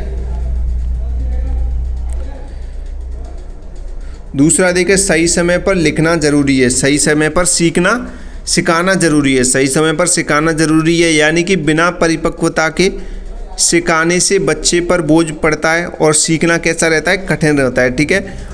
व्यक्तिगत अंतर यानी कि हर बच्चे की परिपक्वता की गति कैसी होती है? अलग होती है, इसलिए सीखने की गति भी अलग हो सकती है, ठीक है, अलग भी होती है। निष्कर्ष यानी कि परिपक्वता और अधिगम साथ साथ चलते हैं, परिपक्वता और अधिगम साथ साथ चलते हैं। बिना परिपक्वता के सीखना कैसा होता है? प्रभावी नहीं होता है, ठीक है। जब तक आपकी परिपक्वता नहीं आएगी तो आप अच्छे तरीके से नहीं सीख सकते हैं। नेक्स्ट क्वेश्चन देखते हैं। नेक्स्ट क्वेश्चन कह रहा है कि विद्यालय और समाज के सहसंबंध को समझाइए। विद्यालय और समाज का आपको सहसंबंध समझाना है कि विद्यालय और समाज का सहसंबंध, यानी कि विद्यालय और समाज एक दूसरे से गहराई से जुड़े होते हैं, ठीक है। विद्यालय और समाज एक दूसरे से गहराई से जुड़े हुए हैं। तो इसका संबंध यहाँ पे देखेंगे। पहला देखें यहाँ पे, विद्यालय समाज का दर्पण है। विद्यालय क्या है? समाज का दर्पण है, यानी कि विद्यालय में समाज की संस्कृति, परंपराएं और मूल्य सिखाए जाते हैं। दूसरा, समाज विद्यालय को प्रभावित करता है, यानी कि समाज की ज़रूरतों के अनुसार पाठ्यक्रम बनाया जाता है, ठीक है। तीसरा देखें, विद्यालय समाज को बदलता है, यानी कि शिक्षित नागरिक समाज में क्या लाता है? सुधार लाता है। सामाजिक मूल्यों का प्रसार, यानी कि ईमानदारी, सहयोग, समानता जैसे मूल्य विद्यालय के माध्यम से समाज में फैलते हैं, ठीक है। पांचवा देखें, समाज का सहयोग, यानी कि समाज विद्यालय को जमीन, धन और सहयोग देता है। सारांश में देखें, यानी विद्यालय समाज की ज़रूरतों को पूरा करता है और समाज विद्यालय को संसाधन देता है, दोनों एक दूसरे पर निर्भर रहते हैं, ठीक है। समाज और विद्यालय, आप ये पॉइंट लिख सकते हैं समाज और विद्यालय के सहसंबंध के बारे में, ठीक है। तो समाज और विद्यालय दोनों क्या जुड़े रहते हैं? एकदम गहराई से जुड़े होते हैं। नेक्स्ट क्वेश्चन देखते हैं। नेक्स्ट क्वेश्चन कह रहा है कि राष्ट्रीय रक्त अल्पता प्रोफाइलनेक्स कार्यक्रम क्या है? राष्ट्रीय रक्त अल्पता प्रोफाइल नेक्सिस कार्यक्रम क्या है आपको बताना है। तो NNAAP नेशनल न्यूट्रिशनल एनीमिया प्रोपेक्सिया और प्रोग्राम, ठीक है। प्रोप्लेक्सिस प्रोग्राम है ये। तो इसकी फुल फॉर्म भी आप थोड़ी याद रखेंगे क्योंकि एग्जाम में पूछ ले तो आपको लिखना पड़ेगा, ठीक है। तो ये क्या होता है यहाँ पे थोड़ी समझेंगे। तो यह भारत सरकार का एक कार्यक्रम है जो खून की कमी यानी कि एनीमिया को दूर करने के लिए चलाया जाता है, ठीक है। एनीमिया को क्या करता है? ये दूर करने के लिए चलाया जाता है, यानी खून की कमी को। तो यहाँ पे इसके जो मुख्य बिंदु हैं वो देखेंगे, समझेंगे। इसमें बच्चे और गर्भवती माताओं को आयरन और फोलिक एसिड की गोलियाँ दी जाती हैं, ठीक है। 6 माह से 5 वर्ष के बच्चों को आयरन सिरप दिया जाता है। इसका उद्देश्य कुपोषण और खून की कमी को रोकना होता है। यह आंगनवाड़ी और स्वास्थ्य केंद्रों के माध्यम से चलाया जाता है, ठीक है। ये सारी सुविधाएं जो भी मिलती हैं वो एनीमिया को रोकने के लिए वो कहाँ मिलती हैं? आंगनवाड़ी में मिलती हैं, ठीक है। नेक्स्ट क्वेश्चन देखते हैं। तनी सुरक्षा योजना क्या है? तनी सुरक्षा योजना क्या है? तनी सुरक्षा योजना यानी कि मदर सिक्योरिटी प्लान यानी कि तनी सुरक्षा योजना। यह योजना माताओं और नवजात शिशुओं की सुरक्षा और स्वास्थ्य के लिए बनाई गई है। ठीक है, मदर सिक्योरिटी योजना यानी कि तनी सुरक्षा योजना किसके लिए बनाई गई है? माता और नवजात शिशु यानी छोटे बच्चों के लिए, जो नए नवजात होते हैं, जो इनका जन्म हुआ होता है नया, ठीक है, उनके लिए ये योजना है। तो इसमें गर्भवती महिलाओं को प्रसव पूर्व और प्रसव बाद देखभाल मिलती है। इसमें माँ और बच्चे दोनों के स्वास्थ्य की निगरानी की जाती है। पोषण, टीकाकरण और स्वास्थ्य सेवाएं प्रदान की जाती हैं। इसका उद्देश्य मातृ और शिशु मृत्यु दर को कम करना होता है। ठीक है, क्लियर? यानी कि जो माताएं जो सही तरीके से उनका ट्रीटमेंट नहीं हो पाता है, नहीं सही चीज़ें वो यूज नहीं कर पाती हैं जब गर्भवती होती हैं, तो उनकी काफ़ी माताओं या बच्चों की मृत्यु हो जाती है। उस दर को कम करने के लिए ये महत्वपूर्ण रहता है। एक तो इसका योगदान रहता है इसमें, तो आपको अच्छे से पॉइंट को पढ़ते हुए याद करना है, समझना है। ठीक है, सारे पॉइंट को अच्छे से लिखना है। उसके बाद नेक्स्ट क्वेश्चन कह रहा है परियोजना विधि के सोपान लिखिए। तो आपको परियोजना विधि के सोपान लिखने हैं, तो परियोजना विधि दे के जाएंगे प्रोजेक्ट मेथड के सोपान। ठीक है, तो पहला है उद्देश्य निर्धारण। क्या है उद्देश्य निर्धारण? पहला चरण इसमें उद्देश्य निर्धारण यानी कि बच्चे के साथ मिलकर परियोजना का विषय चुनना। बच्चों के साथ मिलकर परियोजना का विषय चुनना, जैसे पानी कहाँ से आता है। फिर उसके बाद योजना बनाना, यानी कि काम को कैसे करेंगे इसकी योजना तैयार करना, सामग्री और समय तय करना। ठीक है, उसके बाद तीसरा क्रियान्वयन, यानी कि योजना के अनुसार काम करना होता है। बच्चे खुद करके देखते हैं और सीखते हैं। उसके बाद इसमें मूल्यांकन यानी किए गए कार्य की जांच करना होता है, क्या सीखा और क्या गलत हुआ देखना होता है। ठीक है, रिकॉर्ड करना यानी कि परियोजना के परिणाम को लिखना और चित्रों में दर्शाना होता है। नेक्स्ट क्वेश्चन देखते हैं। नेक्स्ट क्वेश्चन क्या कह रहा है? प्रारंभिक बाल्यावस्था एवं देखभाल कार्यक्रम में शिक्षक की भूमिका लिखिए। प्रारंभिक बाल्यावस्था एवं देखभाल में शिक्षक की भूमिका लिखनी है। ठीक है, तो शिक्षक की भूमिका यानी कि ECC कार्यक्रम में शिक्षक की भूमिका देखेंगे। प्रारंभिक बाल्यावस्था एवं देखभाल कार्यक्रम को क्या कहते हैं? ECCE कहते हैं, early childhood care and education. ठीक है, तो नेक्स्ट इसके पॉइंट देखेंगे। पहला होता है मार्गदर्शक की भूमिका।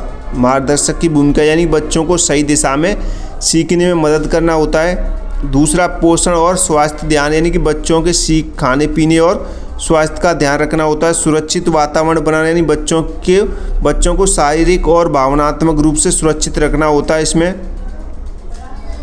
उसके बाद चौथा पॉइंट देखें गतिविधियाँ आयोजित करना, यानी कि खेल, कहानी, कविता और रचनात्मकता गतिविधि करवाना होता है। माता पिता से संवाद, यानी कि अभिभावकों को बच्चों की प्रगति की जानकारी देना। उसके बाद अवलोकन और मूल्यांकन, यानी कि बच्चों के विकास को नोट करना और ज़रूरत अनुसार सहायता देना होता है। ठीक है, सहायता करना। नेक्स्ट क्वेश्चन देखते हैं। नेक्स्ट क्वेश्चन कह रहा है कि प्रारंभिक बाल्यावस्था में देखभाल पाठचर्या के क्रियान्वयन के निर्देशन सिद्धांत लिखिए। यानी कि ECC पाठचर्या के क्रियान्वयन के निर्देशन सिद्धांत को आपको लिखना है। तो सबसे पहला जो है खेल आधारित शिक्षा दी जाती है, यानी कि बच्चों को खेल के माध्यम से सिखाया जाए। बाल केंद्रित दृष्टिकोण, यानी कि बच्चों की रुचि और आयु के अनुसार गतिविधियां हों। समग्र विकास, यानी कि शारीरिक, मानसिक, सामाजिक और भावनात्मक सब पहलुओं का ध्यान दिया जाए ताकि बच्चों का समग्र विकास हो सके। ठीक है, उसके बाद सकारात्मक वातावरण, यानी कि बच्चों को प्यार और सुरक्षित माहौल मिले। परिवार की भागीदारी, यानी माता पिता को भी शिक्षा प्रक्रिया में शामिल किया जाए। स्थानीय संस्कृति का समावेश, यानी कि स्थानीय भाषा, लोकगीत और परंपराओं को शामिल किया जाए इसमें। ठीक है, आप इन पॉइंट को अच्छे से पढ़ें। भाई देखो, नोट्स ले लोगे तो ज़्यादा फ़ायदा है। आप नोट्स में इनको पहले से ही पढ़ सकते हो। नोट्स आपको पहले ही मिल जाएंगे, क्लासेस आने से पहले ही 2-4 घंटे पहले आई। नोट्स तो हमारे पास पहले ऑलरेडी है, न्यू नोट्स बन रहे हैं, वो भी मिलेंगे आपको। आप नोट्स पढ़ोगे फिर उसके बाद क्लास देखोगे तो ज़्यादा बेटर रहेगा आपके लिए। आपको सीखना और आसानी से बन जाएगा, यानी कि आप पहले नोट्स पढ़ लेते हो, उसके बाद क्लासेस से आपकी प्रैक्टिस हो जाएगी, रिवीजन हो जाएगा, तो आपके लिए ज़्यादा फ़ायदा रहेगा। आप नोट्स परचेज़ कर लो। ठीक है, नंबर आपको दिख ही रहा है यहाँ पे, आप नंबर नोट करके आप ये नोट्स परचेज़ कर लो, थोड़े से पैसे खर्च करो। ठीक है, नेक्स्ट क्वेश्चन देखें। नेक्स्ट क्वेश्चन क्या कह रहा है? रेटिंग स्केल क्या है? तो रेटिंग स्केल क्या होती है आपको बताना है। तो रेटिंग स्केल यानी रेटिंग स्केल एक मूल्यांकन उपकरण होता है जिसके द्वारा किसी बच्चे के गुण, व्यवहार या कौशल को अंकों या श्रेणियों में आंका जाता है। किससे? रेटिंग स्केल से। ठीक है, अब यहाँ पे देखें कैसे उदाहरण देख सकते हैं आप। जैसे कौशल यहाँ पे लिखे हुए हैं, बोलना, चित्र बनाना। ठीक है, ये 2 कौशल हैं बच्चों के। तो इसमें यदि कि यहाँ पे आप देख सकते हैं बहुत अच्छा या औसत या कमज़ोर, इसको नापने के लिए अगर बोलना बच्चा सही से बोलता है तो आप इसमें टिक लगा सकते हैं कि ये सही है। इसका जो अच्छा है कौशल कैसा है, बोलने का कौशल कैसा है, बहुत अच्छा है। उसके बाद चित्र बनाना यानी कि अच्छा है, खाली अच्छा है, बहुत अच्छा नहीं, यानी बच्चा अच्छे तरीके से चित्र बना लेता है। ठीक है, अब इसकी विशेषताएं देखें यहाँ पे। यह सरल और जल्दी भरा जा सकता है, यह सरल और जल्दी भरा जा सकता है। इससे बच्चे की क्षमता का स्तर पता चलता है। शिक्षक इसे कक्षा में आसानी से उपयोग कर सकता है। ठीक है, नेक्स्ट क्वेश्चन देखें। नेक्स्ट क्वेश्चन कह रहा है साक्षात्कार से आप क्या समझते हैं। साक्षात्कार यानी कि इंटरव्यू होता है, पहले भी हम कराए थे। तो साक्षात्कार वह प्रक्रिया है जिसमें 2 या 2 से अधिक व्यक्तियों के बीच आमने सामने बातचीत करके जानकारी प्राप्त की जाती है, उसे क्या बोलते हैं? साक्षात्कार बोलते हैं, बहुत ही सरल और सिंपल भाषा में। ठीक है, इंटरव्यू, आप इंटरव्यू देने जाते हैं तो आमने सामने एक दूसरे के बैठे रहते हैं 2 व्यक्ति, और वो आपसे क्वेश्चन वगैरह पूछते रहते हैं। ठीक है, उसे क्या बोलते हैं? साक्षात्कार यानी कि इंटरव्यू बोलते हैं, आप इसे लिख सकते हैं। और इसके जो मुख्य बिंदु यहाँ पे देखेंगे, इसमें एक व्यक्ति प्रश्न पूछता है और दूसरा उत्तर देता है। शिक्षा में यानी कि शिक्षक अभिभावकों से बच्चे के बारे में जानकारी लेते हैं। जैसे कि शिक्षा के रिलेटेड बात करें तो उसके बाद यह लिखित परीक्षा से अधिक व्यक्तिगत और गहरी जानकारी देता है। ठीक है, यानी कि आप टीचर बनने के, आप बच्चे के माता पिता से पूछ रहे हैं कि बच्चा घर पे कितनी देर पढ़ता है, तो माता पिता बोल रहे हैं बच्चा 5-6 घंटे पढ़ता है घर पर। ठीक है, तो इससे क्या है, व्यक्तिगत जानकारी और गहरी जानकारी मिलती है, आपको रियलिटी पता चलती है इससे। और ये 2 प्रकार के हो सकते हैं, औपचारिक साक्षात्कार और अनौपचारिक साक्षात्कार। ठीक है, फॉर्मल और इनफॉर्मल। ठीक है, 2 तरीके के औपचारिक और अनौपचारिक 2 तरीके के क्या होते हैं, साक्षात्कार होते हैं।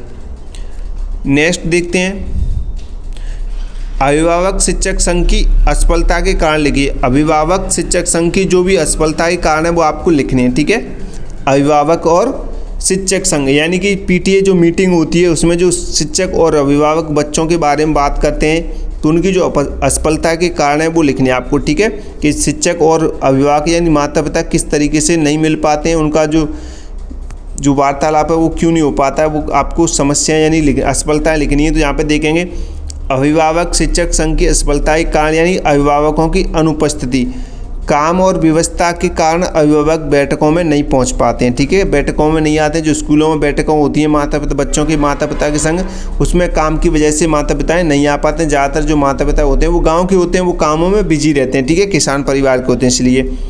दूसरा, जागरूकता की कमी यानी कई माता पिताओं को संघ का महत्व ही नहीं पता है कि इसका क्या महत्व, जागरूकता ही नहीं है उन्हें, तो वो क्यों आते हैं, वो बोलते हैं स्कूल में टीचर वैसे ही बुलाएंगे फिर हमें भेज देंगे। ठीक है, और तीसरा पॉइंट देखें, शिक्षकों की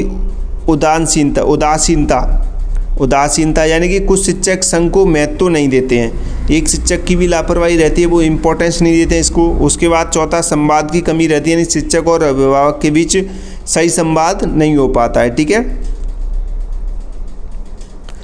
5वां पॉइंट देखें असफलता का यानी कि आर्थिक और सामाजिक अंतर रहता है इसमें, यानी पढ़े लिखे और अनपढ़ अभिभावकों के बीच की खाई होती है एक तो, और नियमित बैठकें ना होना यानी कि संघ की बैठकें अनियमित रहती हैं, यानी कभी अभी होगी फिर अगली बार पता नहीं कब हो रही है, कोई पता नहीं। ठीक है, रेगुलर नहीं होती, तो इस वजह से ये भी एक असफलता का कारण है। ठीक है, शिक्षक संघ की का।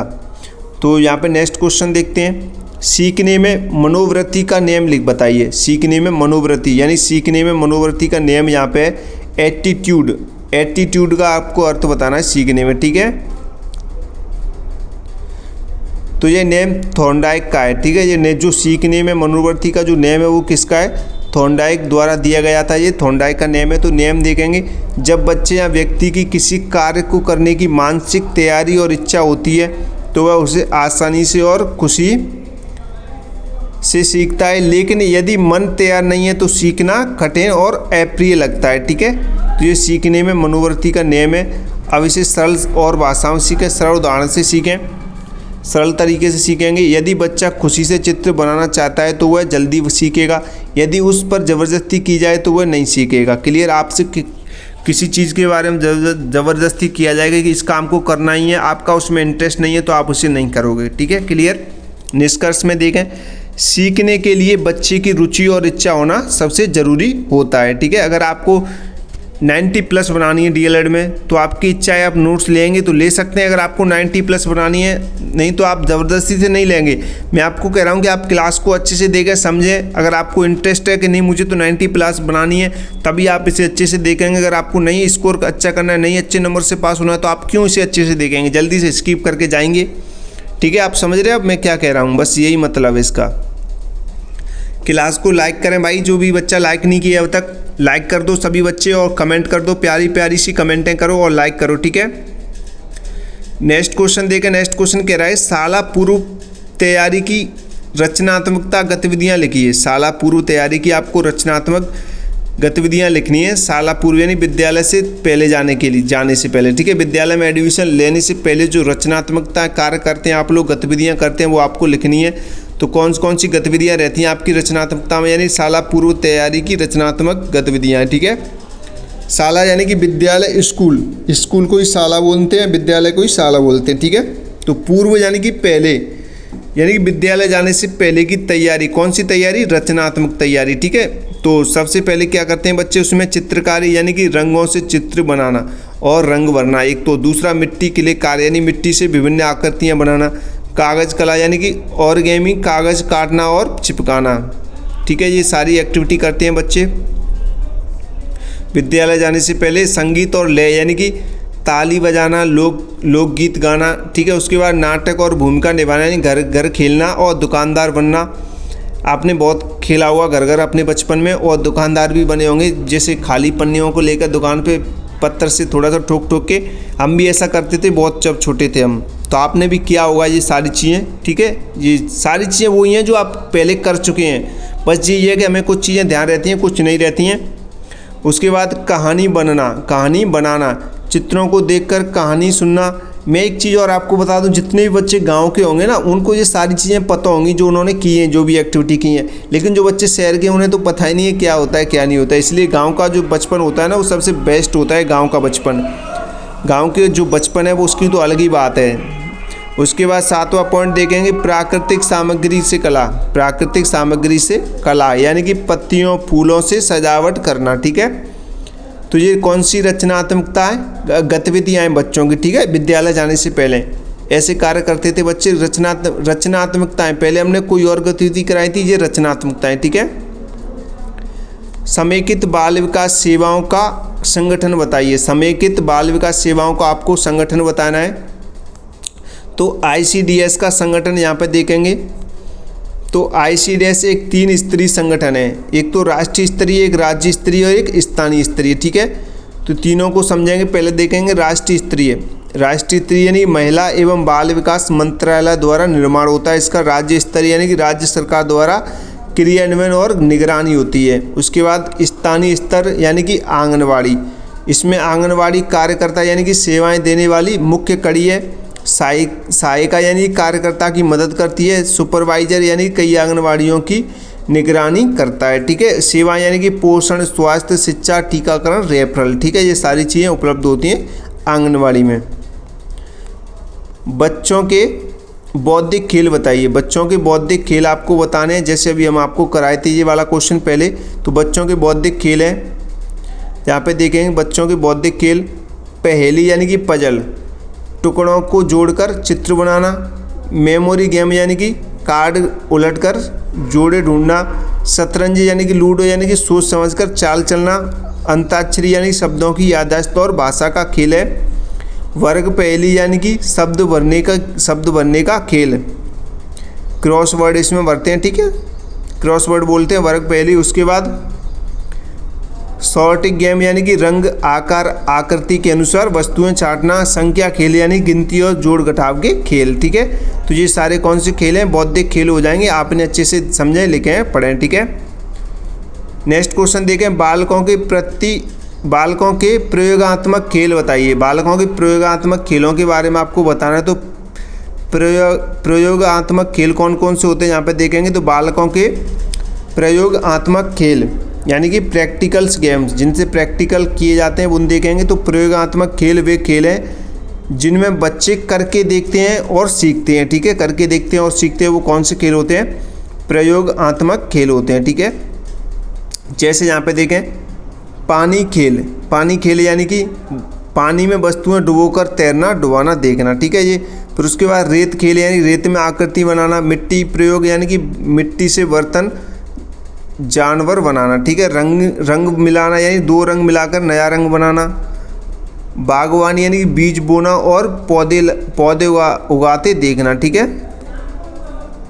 खाना बनाने का खेल यानी कि फल काटना, सलाद बनाना। और निर्माण खेल यानी कि ब्लॉक्स से मकान बनाना, ठीक है। तो आप ये देख सकते हैं, इन पॉइंट को अच्छे से ध्यान रखना है इन खेलों को। ये कौन से खेल है? प्रयोगात्मक खेल है यानी प्रैक्टिकल्स गेम है, ठीक है। नेक्स्ट क्वेश्चन देखें। नेक्स्ट क्वेश्चन कह रहा है बालकों के मानसिक स्वास्थ्य सुधार में विद्यालय का योगदान बताइए। बालकों के मानसिक स्वास्थ्य सुधार में विद्यालयों का योगदान आपको बताना है, ठीक है। तो मानसिक स्वास्थ्य सुधार में विद्यालय का योगदान यहाँ पे देखेंगे तो सुरक्षित और प्रेमपूर्ण वातावरण यानी बच्चा डर और तनाव से मुक्त रहे। खेल और गतिविधियां यानी कि मन को प्रसन्न और सक्रिय रखती हैं। भावनात्मक सहयोग यानी कि शिक्षक और बच्चों की बातें सुनते और समझते हैं, ठीक है। उसके बाद सफलता के अवसर यानी कि छोटी छोटी सफलता से आत्मविश्वास बढ़ता है। सामाजिक मेलजोल यानी कि दोस्त बनाने से अकेलापन दूर होता है। उसके बाद रचनात्मक कार्य यानी कि कला संगीत से मन हल्का होता है। परामर्श यानी कि ज़रूरतमंद बच्चों को विशेष सहयोग मिलता है, ठीक है। नेक्स्ट क्वेश्चन देखें सीखने के नियमों का शैक्षिक महत्व लिखिए। तो सीखने के नियमों का शैक्षिक महत्व होता है थॉर्नडाइक के सीखने का नियम यानी कि तत्परता, अभ्यास और प्रभाव के नियम शिक्षा में बहुत महत्वपूर्ण हैं, ठीक है। अब इनका महत्व देखें तीनों नियम का। तत्परता का नियम यानी कि बच्चे को पढ़ाने से पहले उसे मानसिक रूप से तैयार करें, इससे सीखना क्या होता है? आसान होता है। अभ्यास का नियम यानी जो बात बार बार दोहराई जाए वह याद रहती है, शिक्षक को पुनरावृत्ति करानी चाहिए। प्रभाव का नियम यानी कि यदि सीखने का परिणाम सुखद हो तो प्रशंसा, इनाम, तो बच्चा अधिक सीखता है, ठीक है। ये तीनों नियम हो गए।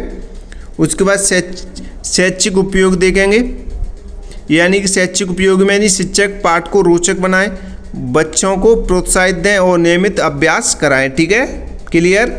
नेक्स्ट क्वेश्चन देखते हैं साक्षात्कार क्यों किया जाता है यानी कि इंटरव्यू क्यों किया जाता है। साक्षात्कार की आवश्यकता और कारण यहाँ पे देखेंगे कि साक्षात्कार क्यों किया जाता है, इंटरव्यू क्यों किया जाता है। तो यहाँ पे देखेंगे जो साक्षात्कार होता है वो क्यों किया जाता है, वो व्यक्तिगत जानकारी प्राप्त करना होता है यानी बच्चे या अभिभावक के बारे में गहरी जानकारी लेना जो लिखित परीक्षा से नहीं मिलती है, ठीक है। उसके बाद बच्चे की समस्या समझना यानी बच्चे की कठिनाइयों को सीधे बातचीत से जानना यानी कि आप किसी बच्चे से डायरेक्ट बात करते हैं आमने सामने बैठकर, तो वो क्या है? साक्षात्कार है। तो वो क्यों ज़रूरी है वही आपको पॉइंट लिखनी है। अगर आप बच्चे से डायरेक्ट बात करेंगे तो बच्चों की जो भी कठिनाई, जो भी समस्या है वो सीधे आप उनसे बात करके जान सकते हैं, ठीक है। उसके बाद अभिभावकों से संवाद यानी कि घर के वातावरण और बच्चे के स्वभाव की जानकारी लेना होता है कि बच्चा घर पे कैसे क्या रहता है। आप बच्चों की माता पिता से डायरेक्ट साक्षात्कार यानी बातचीत कर रहे हैं। तुरंत स्पष्टीकरण यानी कोई भी संदेह तुरंत दूर किया जा सकता है। आपको किसी पर संदेश है किसी बात पर, तो आप उसी इंसान से दोबारा उसी क्वेश्चन को लेकर बात पूछ सकते हैं, बात कह सकते हैं अपनी। आपके मन में जो भी संदेह है वो दूर हो जाएगा। विश्वास बनाना यानी कि शिक्षक और अभिभावक के बीच अच्छा संबंध बनता है साक्षात्कार करने से। उचित मार्गदर्शन देना यानी कि बच्चे की ज़रूरत के अनुसार सही सलाह देना, ठीक है। क्लियर। तो ये साक्षात्कार क्यों किया जाता है ये पॉइंट आप लिख देना। और नोट्स लेने वाले स्टूडेंट नोट्स ले लें। मैं फिर कह रहा हूँ नोट्स इंपॉर्टेंट है भाई, नोट्स ले लो। नोट्स लेकर आप अच्छा स्कोर कर जाओगे। यूट्यूब चैनल 1T क्लासेस को सब्सक्राइब करो, अभी नहीं सब्सक्राइब किया है तो, ठीक है, सब्सक्राइब करो। तो यहाँ पे नेक्स्ट देखते हैं। नेक्स्ट क्वेश्चन कह रहा है छोटे समूह की गतिविधियाँ लिखिए। तो छोटे समूह की कौन कौन सी गतिविधियाँ होती हैं यानी स्मॉल ग्रुप्स एक्टिविटीज़ आपको लिखनी है यानी छोटे समूह की गतिविधियाँ जो कि छोटे समूह यानी 3 से 6 वर्ष के बच्चे मिलकर कार्य करते हैं उसे बोलते हैं छोटे समूहों की गतिविधियाँ, ठीक है। 3 से 6 साल के बच्चे। यहाँ पे गतिविधियाँ देखें 3 से 6 साल के बच्चों की, यानी कि समूह में चित्र बनाना। एक बड़े कागज़ पर सब मिलकर क्या बनाते हैं, चित्र बनाते हैं। कहानी बनाना, यानी कि हर बच्चा एक एक वाक्य जोड़कर कहानी बनाता है। ब्लॉक निर्माण, यानी कि मिलकर मकान या पुल बनाना, ठीक है। उसके बाद पहली सुलझाना, यानी मिलकर पजल जोड़ना होता है। नाटक, यानी कि छोटे समूह में भूमिका निभाना। वर्गीकरण खेल, यानी कि रंग आकार के अनुसार वस्तुएं छांटना। और बागवानी, यानी कि मिलकर पौधे लगाना। लाभ, यानी कि सहयोग, नेतृत्व और संवाद कौशल का विकास होता है इससे, ठीक है।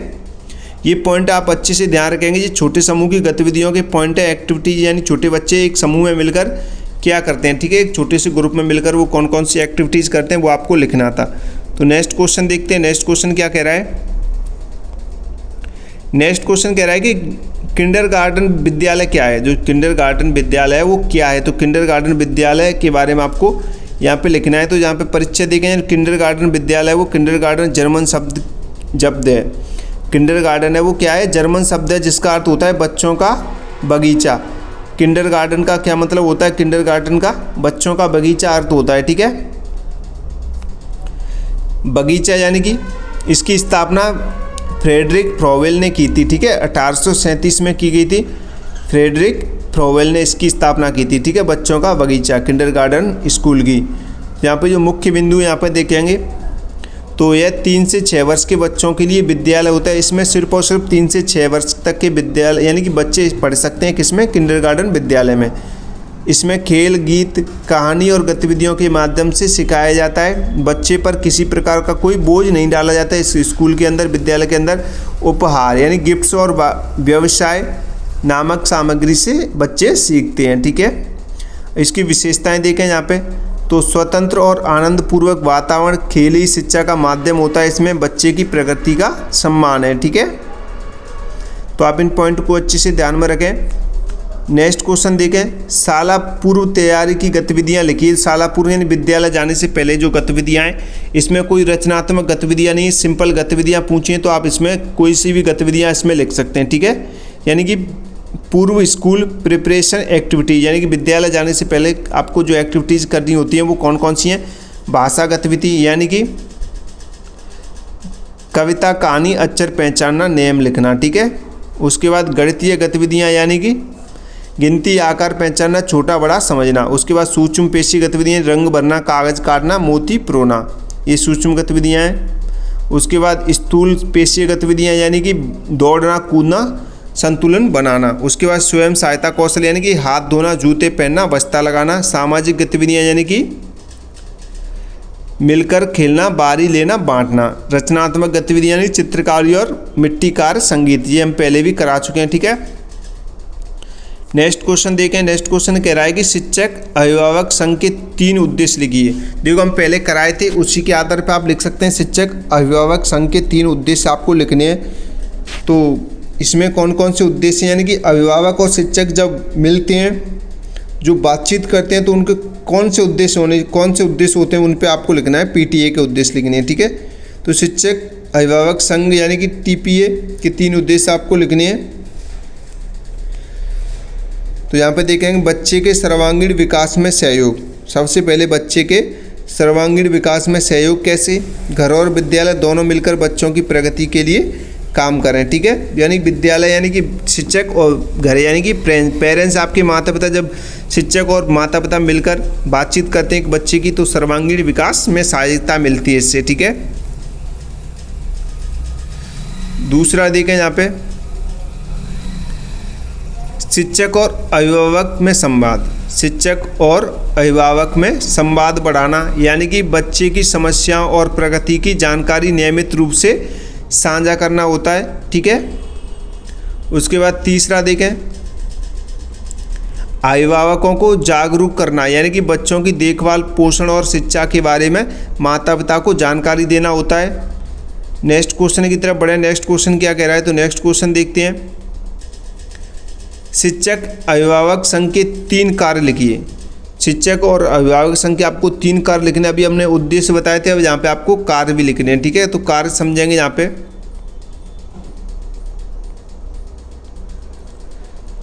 तो यहाँ पे 3 कार्य लिखने हैं। तो पहला कार्य यहाँ पे देखेंगे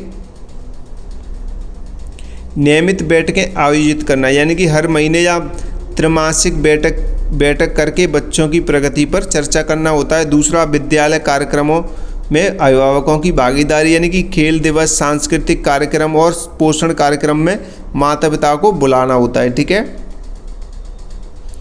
तीसरा उद्देश्य, बच्चों की समस्याओं का समाधान, यानी कि यदि कोई बच्चा पढ़ाई या व्यवहार में समस्या दे रहा है तो उसे शिक्षक और अभिभावक को मिलकर हल निकालते हैं। ठीक है। शिक्षक और अभिभावक मिलकर क्या करते हैं, हल निकालते हैं। नेक्स्ट क्वेश्चन देखते हैं।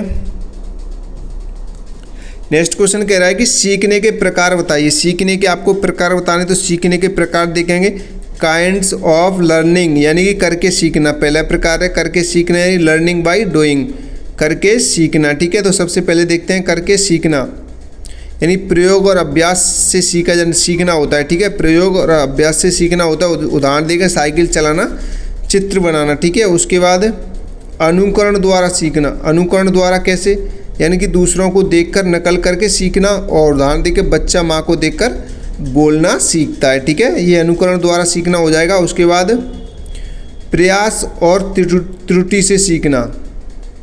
प्रयास और त्रुटि से सीखना, यानी कि ट्रायल एंड एरर, यानी बार बार कोशिश करके सीखना। उदाहरण, यानी कि पहेली सुलझाना। अंतर्दृष्टि द्वारा सीखना, यानी कि इनसाइट लर्निंग, यानी कि अचानक समझ आने पर सीखना। अचानक समझ आने पर सीखना। उदाहरण देकर गणित का सूत्र अचानक समझ में आ गया और आप सीखने लग गए। ठीक है।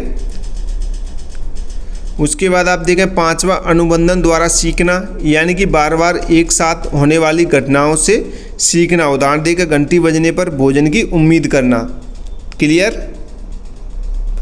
नेक्स्ट क्वेश्चन देखें। नेक्स्ट क्वेश्चन कह रहा है अनुकरण द्वारा सीखना क्या है, समझाइए। अनुकरण सुनकर सीखना क्या होता है, ये आपको समझाना है। तो अनुकरण द्वारा सीखना लर्निंग बाय इमिटेशन। इमिटेशन यानी कि सुनकर सीखना। ठीक है। अनुकरण करके सीखना, तो इसका अर्थ जानेंगे, फिर इसकी विशेषताएं जानेंगे। तो यहाँ पे अर्थ देखेंगे। सबसे पहले अनुकरण का अर्थ क्या होता है, तो नकल करना या देखकर सीखना। जब कोई बच्चा दूसरे व्यक्ति को देखकर उसी तरह करने की कोशिश करता है तो उसे अनुकरण द्वारा सीखना कहते हैं। ठीक है। और यहाँ पे इसकी विशेषताओं की बात करें, विशेषता देखेंगे, यह सीखने का सबसे पुराना और स्वाभाविक तरीका होता है अनुकरण करके सीखना, यानी किसी को देखकर सीखना। ठीक है। बच्चे स्वाभाविक रूप से क्या करते हैं, अनुकरण करते हैं। इसमें प्रत्यक्ष शिक्षण की ज़रूरत नहीं होती है। क्लियर। उदाहरण देखेंगे सभी स्टूडेंट। उदाहरण कैसे, बच्चा माँ को देखकर बोलना और चलना सीखता है। बच्चे शिक्षक को देखकर लिखना सीखते हैं। बच्चा बड़ों को नमस्ते करते हैं देखकर नमस्ते करना सीखता है। ठीक है। आपके घर में कोई नमस्ते करता है तो आप बच्चा क्या करेगा, उनको देखकर ही नमस्ते करना सीखेगा। उसके बाद शैक्षिक महत्व देखें, तो इसके शैक्षिक महत्व की बात करें, यानी कि शिक्षक का व्यवहार और अचानक अच्छा हो जाना। ठीक है। क्योंकि बच्चे उनकी नकल करते हैं। ठीक है। शिक्षक का व्यवहार और आचरण अच्छा होना, तो बच्चे क्या करते हैं, बच्चे उनकी नकल करते हैं। तो शिक्षक का व्यवहार अच्छा होगा तो बच्चे का व्यवहार भी अपने आप अच्छा होता चला जाएगा। परिवार का वातावरण भी बच्चे के सीखने में गहरा प्रभाव डालता है। ठीक है। अगर आपके परिवार के लोग सही हैं, अच्छा व्यवहार है, तो आप उनकी तरह ही अच्छा बन सकते हैं। ठीक है। आपके परिवार में जैसे हैं वैसा ही आप बन सकते हैं। तो ये आपकी इम्पोर्टेंट क्वेश्चन आंसर की क्लास हमने करा दी है। यहाँ पे आपकी 903 वो 803। ठीक है। 803 पेपर के जितने भी इम्पोर्टेंट क्वेश्चन आंसर बन रहे थे, 2-2 नंबर के, 3-3 नंबर के, वो हमने करा दिए हैं। इन्हीं में से आपके क्वेश्चन आंसर आएंगे। बस आप रेगुलर क्लासेस देखें और इस नंबर पे आप व्हाट्सएप मैसेज करें। ठीक है। नोट्स परचेस करने के लिए, नोट्स इंपॉर्टेंट है। नोट्स में आपको ये पीडीएफ मिलेंगी और अलग से अतिरिक्त पीडीएफ मिलेंगी नोट्स की, ताकि आप उन्हें पढ़ें अच्छे से, कम समय में, और अच्छी परसेंटेज आपकी बन जाए। ठीक है। तो बस आप इस क्लास को लाइक कर देना। जितने भी स्टूडेंट देख रहे हैं लाइक कर दो भाई। जितने व्यू आए कम से कम उसका आधा तो लाइक आना चाहिए। आप लोग लाइक करोगे तो वीडियो पे इंक्रीज आएगी और बच्चों तक पहुंचेगी। बस आपसे इतनी रिक्वेस्ट है कि आप इसे लाइक करें। आपके जितने व्यूज आ रहे हैं उस हिसाब से लाइक नहीं आते तो हमें अच्छा नहीं लगता है। ठीक है। लाइक करें ताकि वीडियो की इंक्रीज बढ़े और शेयर कर दें सभी जगह इसको, और अपने जो भी क्लासरूम में जहाँ पे भी आपके सेंटर है सभी जगह बताएं कि आप बंटी क्लासेस से जुड़ें और इंपॉर्टेंट क्वेश्चन आंसर पढ़ें। ठीक है, नोट्स ले सकते हैं, आपको नंबर दिखाई दे रहा है, तो बस चैनल को सब्सक्राइब कर दें जिन बच्चों ने अभी सब्सक्राइब नहीं किया है। तो आगे नई इंपॉर्टेंट जानकारी, नई क्लासेस देखने के लिए आप टेलीग्राम, इंस्टाग्राम फॉलो कर सकते हैं। ठीक है, लिंक आपको नीचे डिस्क्रिप्शन में मिल जाएगी, सबसे पहले नोटिफिकेशन वहीं डालते हैं हम कोई भी जानकारी का। ठीक है, तो चैनल को सब्सक्राइब करें, क्लास को लाइक करें, शेयर करें। तो मिलते हैं अगली नई क्लास में। जय हिंद, जय भारत।